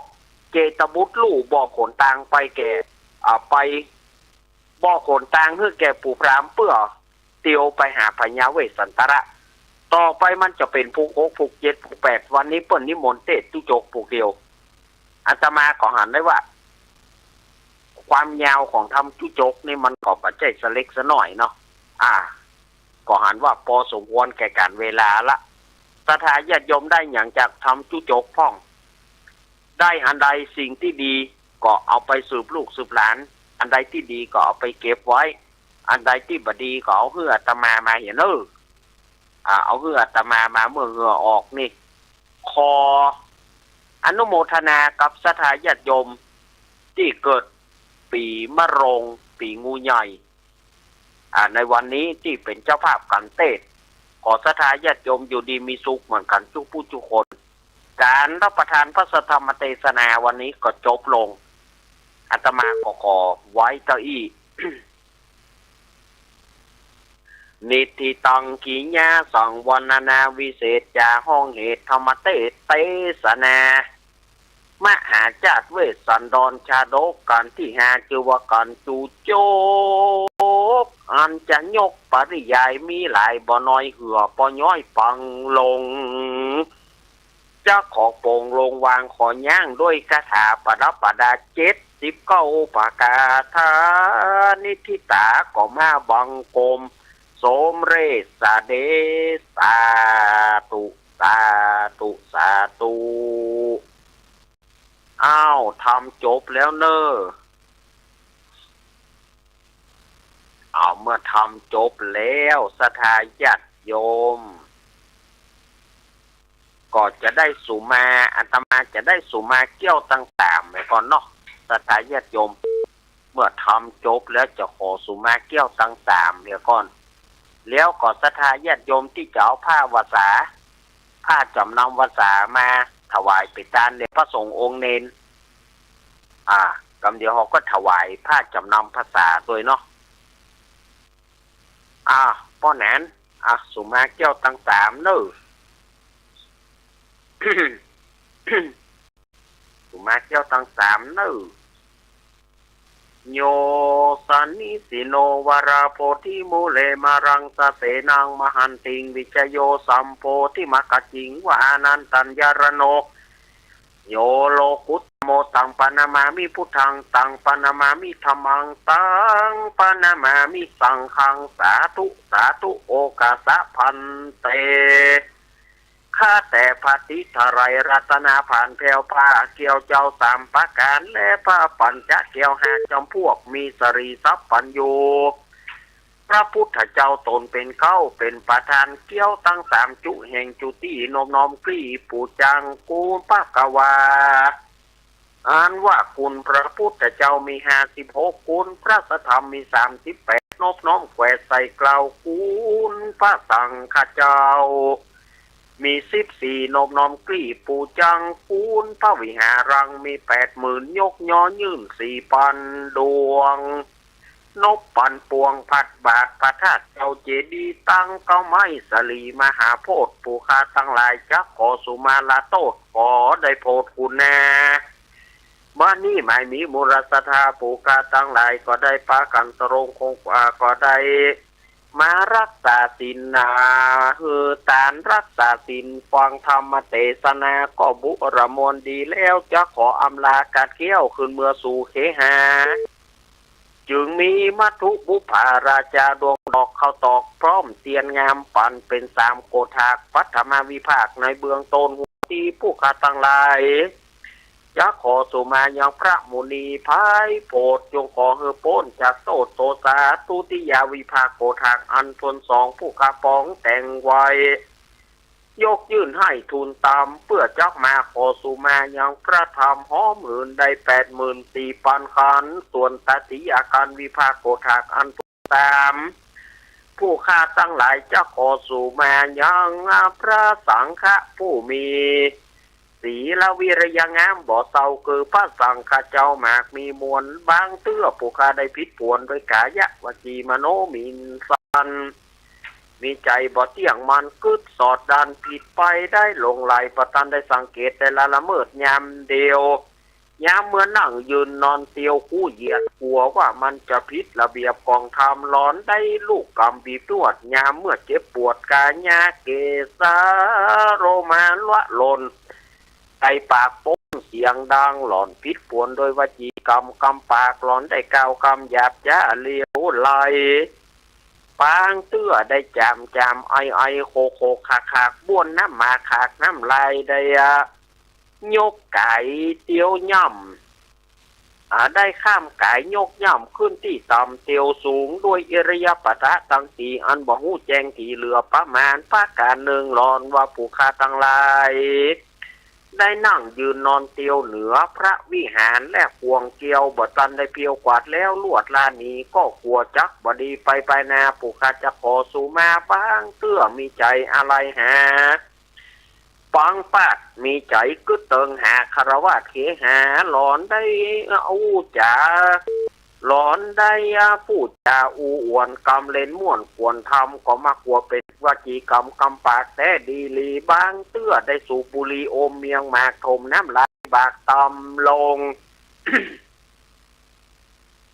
ในเขตคงอันวิเศษก็นับว่าเป็นเหตุปะมาตาหลอนได้ปู่จ๋าลอยเลนเก่ากำมุสาลอยเลนใจตื่นเต้นกลางประชุมชนยามเมื่อกระทำกุศลบุญใหญ่กายะวจีมโนไปบัทันหอมหลอนมีจิตใจจรแตกตื่นเอาเรื่องอื่นๆมาอู้กันเสียงมีนานแก้แก่นบัถูกเม่นกองธรรมก็ขอยาได้เป็นโตสนากรรมโตดใหญ่ไปขวายฟางมักกะตางนิวรณ์วางโตตองกับกลายเป็นแห่งห้องอาโหสิกรรมขออย่าได้เป็นวรธรรมอันเป็นบาปอันจักหามลาบขึ้นสู่จันฟ้าและอมตะมหาเนรปานผู้ข้าตั้งหลายจักขอสุมายังพระพุทธพระธรรมพระสังฆเจ้าผู้ข้าตั้งหลายนั้นเล่าขอคมเก่ากราบสุมานั้นจมจักมียังแต่ดีลีกายะกัมมังวจีกัมมังมโนกัมมังสันติจโตสังอสันติจโตสังอติตะโตสังปัจจุปันนโตสังอนาคตะโตสังสัพพังโตสังกามันตุโนกราบ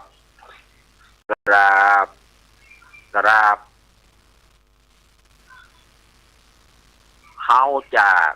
ถวายกล่าวคำถวายผ้าจำนำวสาก่อนนอกสถานญาติโยมนอกเอาเพราะนั้นถวายถ้าผ้าจำนำภาษาก่อนนะโมตัสสะภะคะวะโตอะระหะโตสัมมาสัมพุทธัสสะ นะโมตัสสะภะคะวะโตอะระหะโตสัมมาสัมพุทธัสสะนะโมตัสสะภะคะวะโตอะระหะโตสัมมาสัมพุทธัสสะอิมานิมะยังพันเตวะสา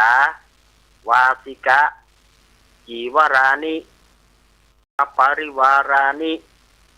ภิกขุสังฆสะโอโนชยามะ สาธุโนพันเตภิกขุสังโฆอิมานิ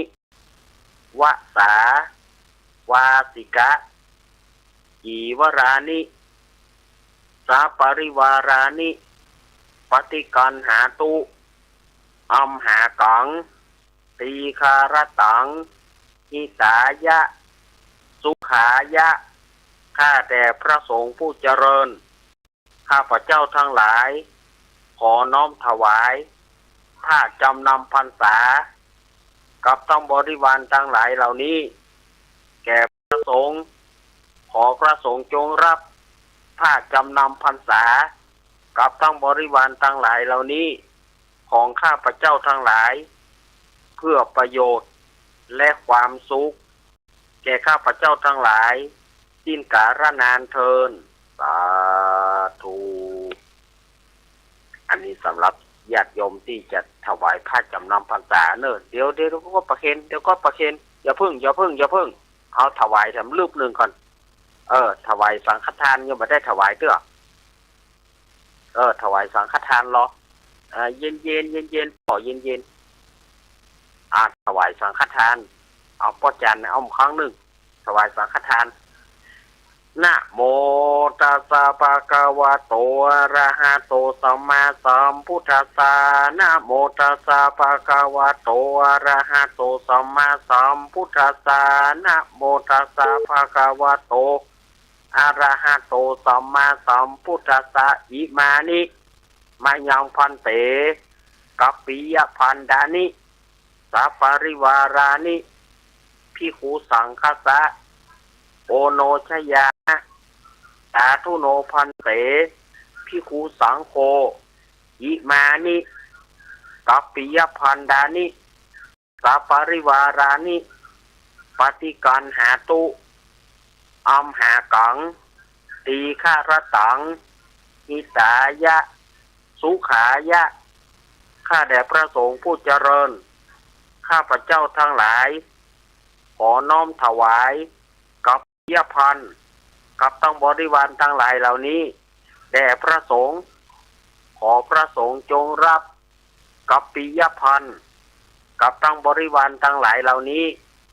ของข้าพเจ้าทั้งหลายเพื่อประโยชน์และความสุขแก่ข้าพเจ้าทั้งหลายสิ้นกาลนานเทินสาธุอ้าวละณโอกาสบัดนี้ขอเจริญพรพ่อครูดร.จิรศักดิ์ปันลำผู้อำนวยการสถานีวิทยุวิทยาลัยสงฆ์นครลำปางวัดบุญยวาสวิหารจังหวัดลำปางได้เป็นตัวแทนถวายพระประเคนพระพุทธพระธรรม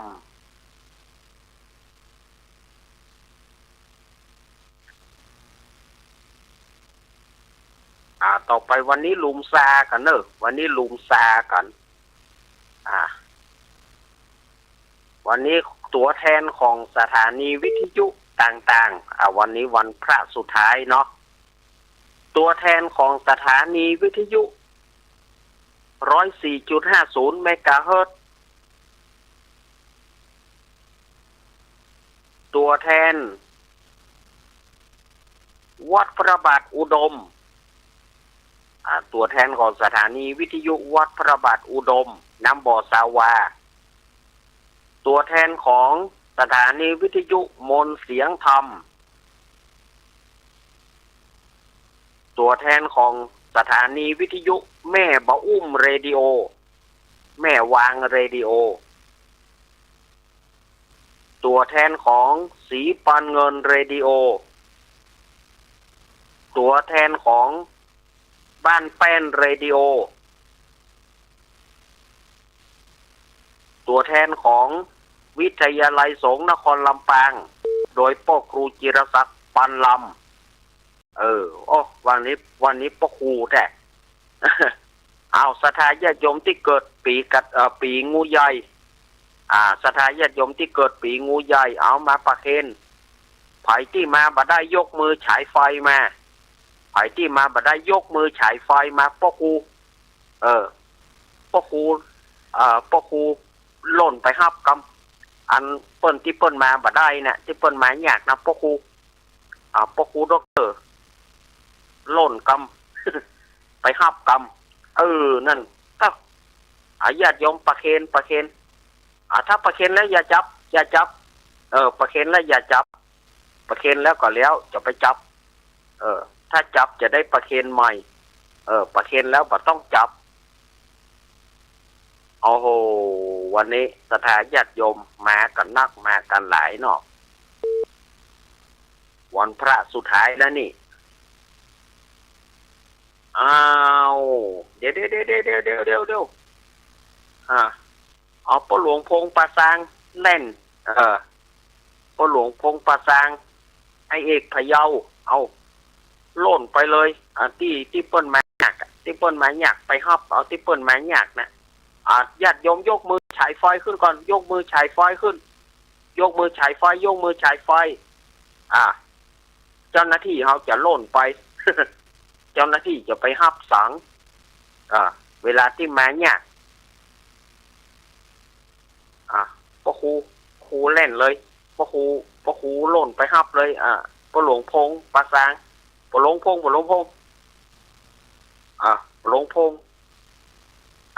ฮับคำเราพ่อหลวงพง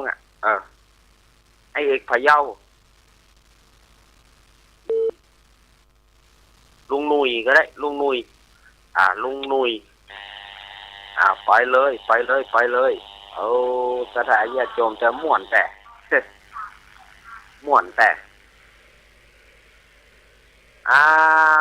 ละสถานญาติโยมเมื่อได้มาแล้วเมื่อได้ประเคนกันเรียบร้อยเนาะจะไปลืมมอบป้อจานเนอะอันนี้ป้อจานนั้นไอ้แพร่โป่งตำบลเหล่ายาวอำเภอบ้านโฮงเนอะ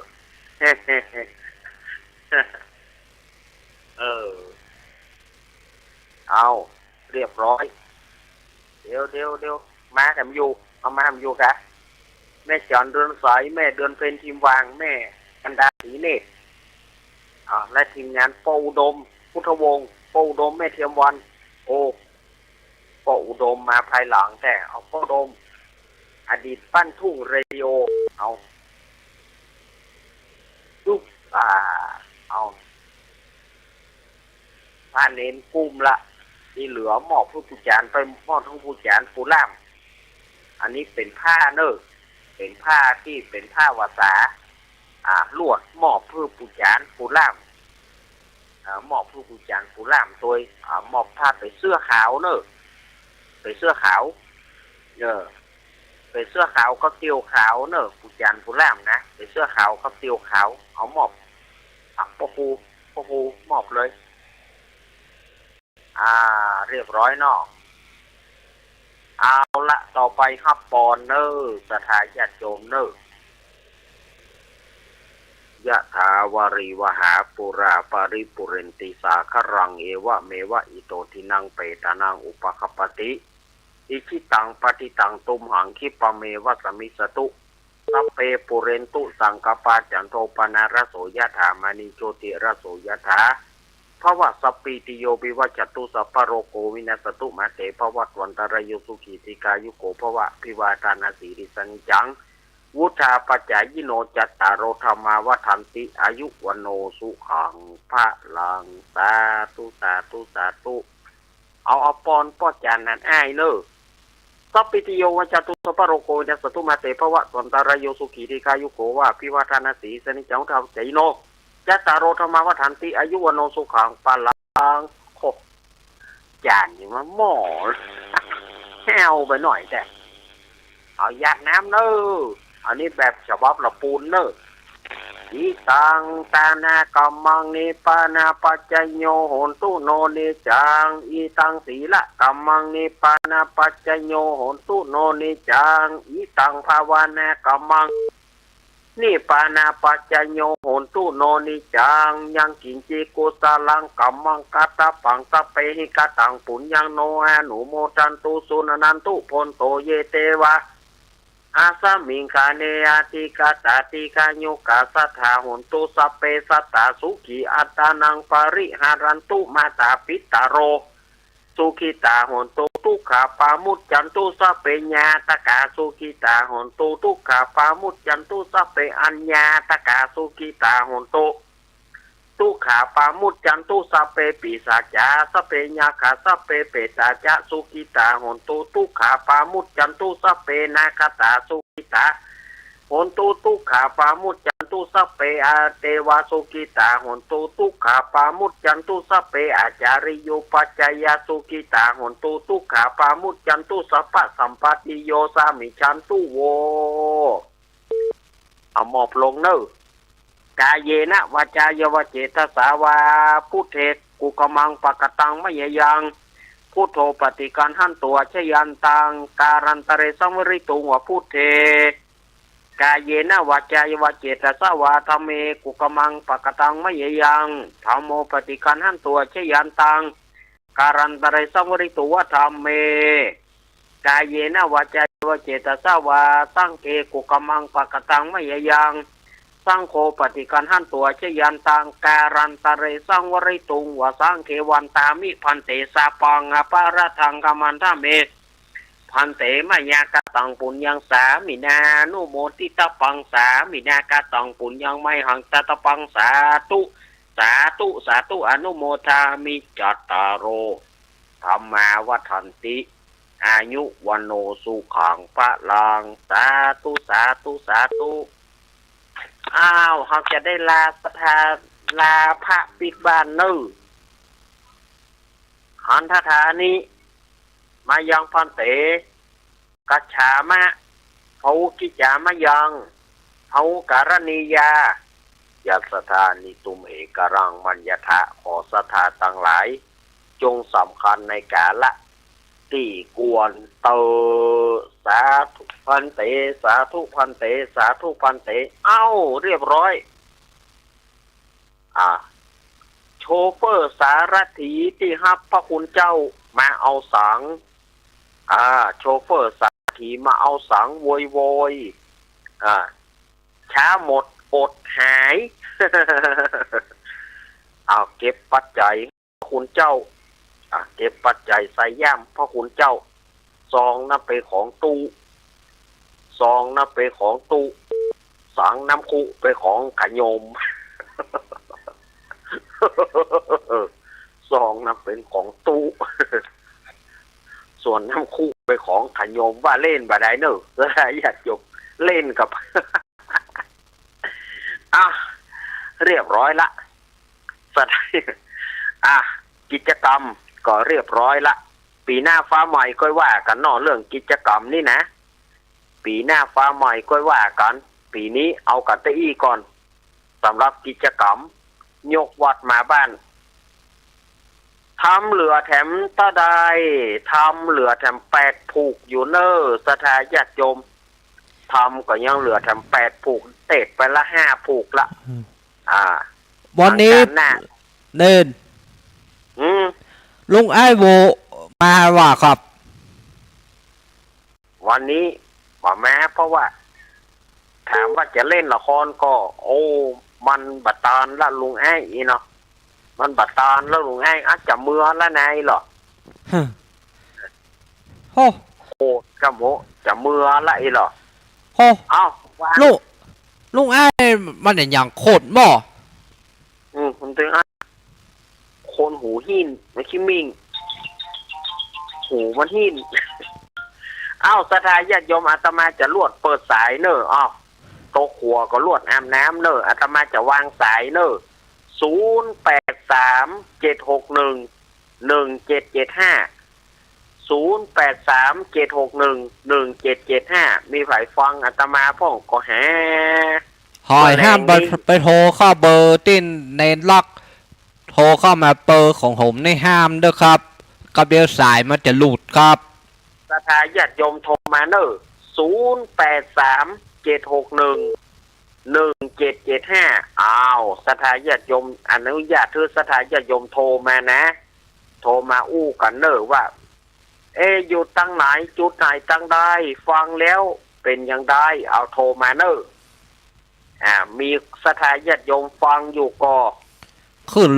104ฟังพ่องครับ มันบักกืนเนาะมันบักกืนเหมือนเมื่อคืนแต่มันบักกืนเหมือนเมื่อค่ำ ยายพรตัวดื้อ เนอะเจริญปอนแม่เกี้ยวสิงเกี้ยวแม่เกี้ยว100%ไม่แก้ว100%อย่าไม่แก้ว100%อย่าเน้น ก็แต่นะกะ ขอโทษอย่าเกินเตอะหน่อแห่เด็กไปเนี่ย ไอ้ยะ หัวประเตินลูกเน้น โปปะตันหัวประเตินลูกเน้นจงมาแบบมีใครโทษเนี่ยปิ้งล้างรับกันในมดแกอีกมันได้รับมาได้รับเนอะพังอยู่ขอบคุณแต่จะพังละครถ้ามันมีแถมมันอีกไอโวไปทางไหนไปบ้านปุ่นละว่าวันนี้มันกระตานละครนี่เนาะเขาจริงกระตั้งไว้เนี่ย แต่ว่ามันบัดตานละครแล้วมันเวลามันเหลือน้อยเหรียญน้อยเลยเวลาเหลือน้อยเหรียญน้อยเลยก็ได้เล่นละครได้เล่นละครสักครั้งเลย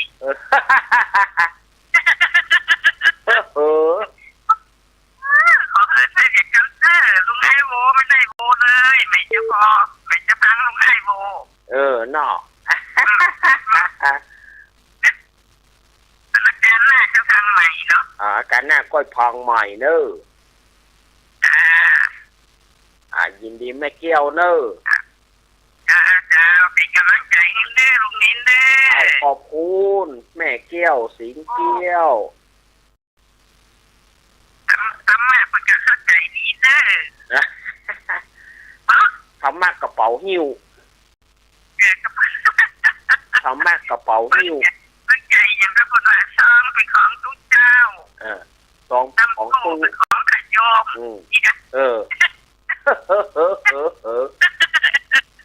มันเป็นเกณฑ์มาแล้วลูกเป็นหรอซองเป็นของทุกเจ้าตั้งโป้เป็นของขยมขนา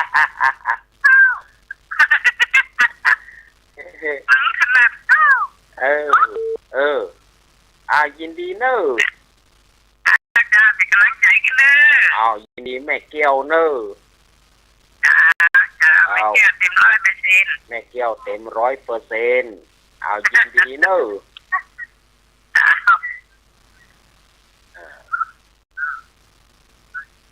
เนอะศรัทธาญาติโยมก็โทรเข้ามาแม่เกี้ยวสิงเกี้ยวเหตุไหนอาตมาว่าแม่เกี้ยว100%ก็คือชื่อ100%เจริญปอนแม่พี่สมัยฝนตกพอบ้านมาคันฟ้าห้องขนาดไหนเนี่ยประเดี๋ยวนี้ตั้งเพศบ่มีหอวันฟ้าห้องจะเจ้าโอ้มันฟ้าห้องสั่งกุ้งเหนียวปูป๋าเพิ่นว่าถ้าว่าห้องดังๆนี่นะสั่งกุ้งเหนียวเพิ่นว่าฟ้าสั่งกุ้งเหนียว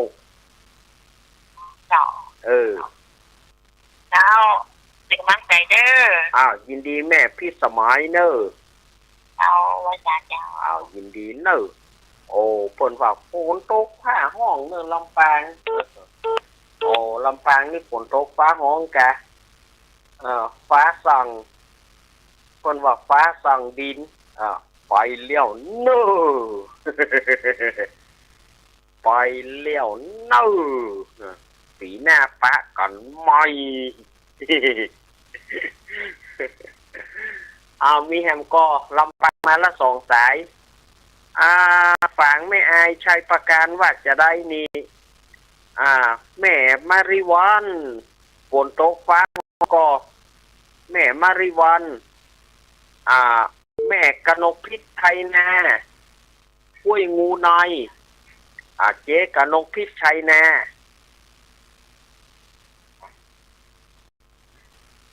เจ๊กนกพิษชัยนาร้านนานาพรห้วยงูในจะไปลืมมาปอยหลวงเนอะแม่เจ๊เนอะตึงเจ๊ระพีพรตึงเจ๊กนกพิษนะมาปอยหลวงวัดอันตมาเนอะ5-6 ธันวาห้วยงูในแล้วก็บ้านแม่เจ๊ตัวแม่มาริวันแม่สวรักษ์เขามาเนอะป่อบุญศรียานะป่อน้อยบุญปานมโนครโอ้ปีนี้ไม่ได้กินบะต้องสกรรมให้ป่อน้อยปีนี้นะแม่บัวพัดกุลานมีไหนแต่ว่าเปิ้นสารภาพละแม่บัวพัดกุลานว่าอีแม่น่ะโท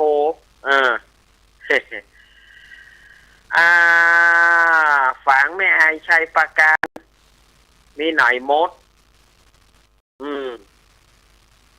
ที่ไหนมีฝนตกฟ้าห้องพ่องโทรเข้ามาเนอะ08376117750837611775คนเนอะเจริญปอนเจ้าจากทางใดแม่ลูกประจำแม่ค่ะแม่อันสุแก้วแม่ละเจ้าแม่สุแก้วคำอ้วนฟังอยู่ตลอดจะมาโทรมาได้เจ้าก็โทรมาพ่องแน่ก็โทรก็เหมือนกันหมดนะลูกเลยก็น่ะมันเป็นยังป้อนหวังก็ถึงมาลืมมาลืมเนาะเจ้ามาลืมเอาก๋วยเตี๋ยวลูกแม่ได้จะได้เอาก๋วยเตี๋ยวมาตั้งโรงทานเราจะได้เหรอ เอาก๋วยเตี๋ยวมาตั้งโรงทานเลยก๋วยเตี๋ยวหน่อโอ้แปลงยังไงแม่ยังไม่ได้แม่สุกแก้วแปลงยังเสร็จแม่กดที่ใหญ่กดใบยางลูกกดใบยางเจ้าแค่กับคนฟังลูกคนเดียวเนี่ยครับแล้วแม่ได้ยินลูกคนแบบเมืองฟังนี่นะพวกนั้นคนปันนี่นะนั่นก็แม่ตึงบัวเถียงอันนั้นคือแม่ก็ฟังเหรอทำหน้าใครเขียนฟังจะมาโทรมาได้เจ้าฟังอยู่ลูกฟังอยู่เนาะเจ้าก็เขาอันใดนี้เขาก็ฟังอันนี้ไม่ได้เขาก็อันนี้ไปมันต้องไปเขียนอย่างนั้นเขาก็ครับเขาก็ห้องหาไปอันน่ะห้องหาไปว่าอันเตือว่าเขากลัวเปิ้นดักวิดดักวอยแบบไหนมาดักจะพาจะเห็นเจ้าประเดี๋ยวตู้จะตายนะไม่เนาะเขาพายไข่งูพายไข่งูเขาถึงว่าลองมาบวชพอเตอร์นี่ไปมาเตอะมา3 วัน7 วันเขาว่าให้อะไม่สบายยังตู้ประเดี๋ยวไปบวชพอหรอมาเตอะแล้วจะหูค่ะแล้วจะรู้มันอะไรมันไปมีน้อยมีนานจะได้เนาะแม่สุกเกี้ยวเนาะยินดีแม่สุกเกี้ยวเนอะเจ้าอยู่ดีมีสุกแม่สุกเกี้ยวเจ้าแม่สุกเกี้ยวคำอ้วนมาละสารปี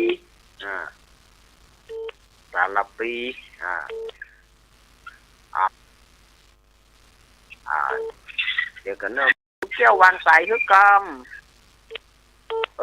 แม่สุกเกี้ยววางสายเจริญปอนมันครับแฟนพันแท้ครับแฟนพันแท้มาเล่าเฮ้ย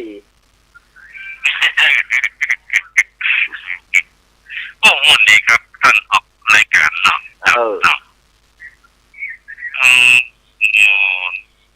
วันกันน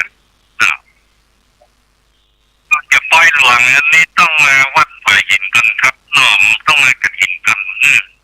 ถ้าบัดติดธุระนะ ถ้าบัดติดธุระ วันที่25นี่แหละครับเนาะครับผมจะไปร่วมเป็นกฐินวัดป่าหินครับเนาะยินดีเนอะโอ้ทงหลังเกรงใจท่านเนอะครับท่านของรายการดีมากเลยครับเนาะขอบคุณครับนมัสการครับก็เวลาเป็นฟันแท้เนี่ยเนอะหมดเวลาที่ไอ้เป็นฟันแท้เนี่ยเนอะเวลาตึกเตียนนะก่อสถานญาติโยมเนอะงานกฐินวัดขุนแปะเนาะวัดพุทธศรีคีรีนี่นะหรอวัดอัตมาภาพวัดพระธาตุดอยน้อยโดกหลายวัดหลายวาเนอะ18 19นี่นะ18ก็ปากตังเจริญโดสถานญาติโยมช่วงนี้บุญช่วงนี้นี่เป็นงานบุญขนาดงานบุญกฐินวิ่งใต้วิ่งเหนือกันนอกสถานญาติโยมก็จะไปลืมเนอะเนาะงานต่างๆที่อาตมาประชาสัมพันธ์ไปขอสถานญาติโยมเฮาก็ตามสะดวกถ้าได้ไปก็ไปถ้าไม่ได้ไปเฮาก็บอกว่ากันแต่ละงานเนาะเฮาก็บ่จ้างว่าแต่บอกว่ากันนะขอบคุณทุกสถานีขอบคุณทุกเสียงทุกสายขอบคุณเจที่ภูมิเสียงอาทิตย์หน้าไม่ได้จัดเนอะอาทิตย์หน้าตี 3 ถึงตี 4เกิงเพราะว่าเจไปวัดพุทธศรีคีรีขุนแปะก็รายการก็จะบ่มีไผคุมก็เลยบ่ได้จัดเนอะอาทิตย์หน้าตี 3 ถึงตี 4เกิงนั่นนะแต่วันพุธนี้ป้ากับหลวงลุงวันพุธนี้ป้ากับหลวงลุงชัยวัฒนาคเสโนตุลุงยองในโอกาสต่อไปแล้วก็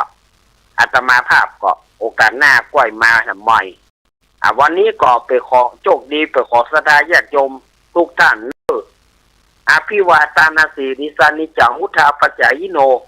จัตตารโอธรรมาวัฏันติอายุวันโนสุขังพระลังขอเจริญพร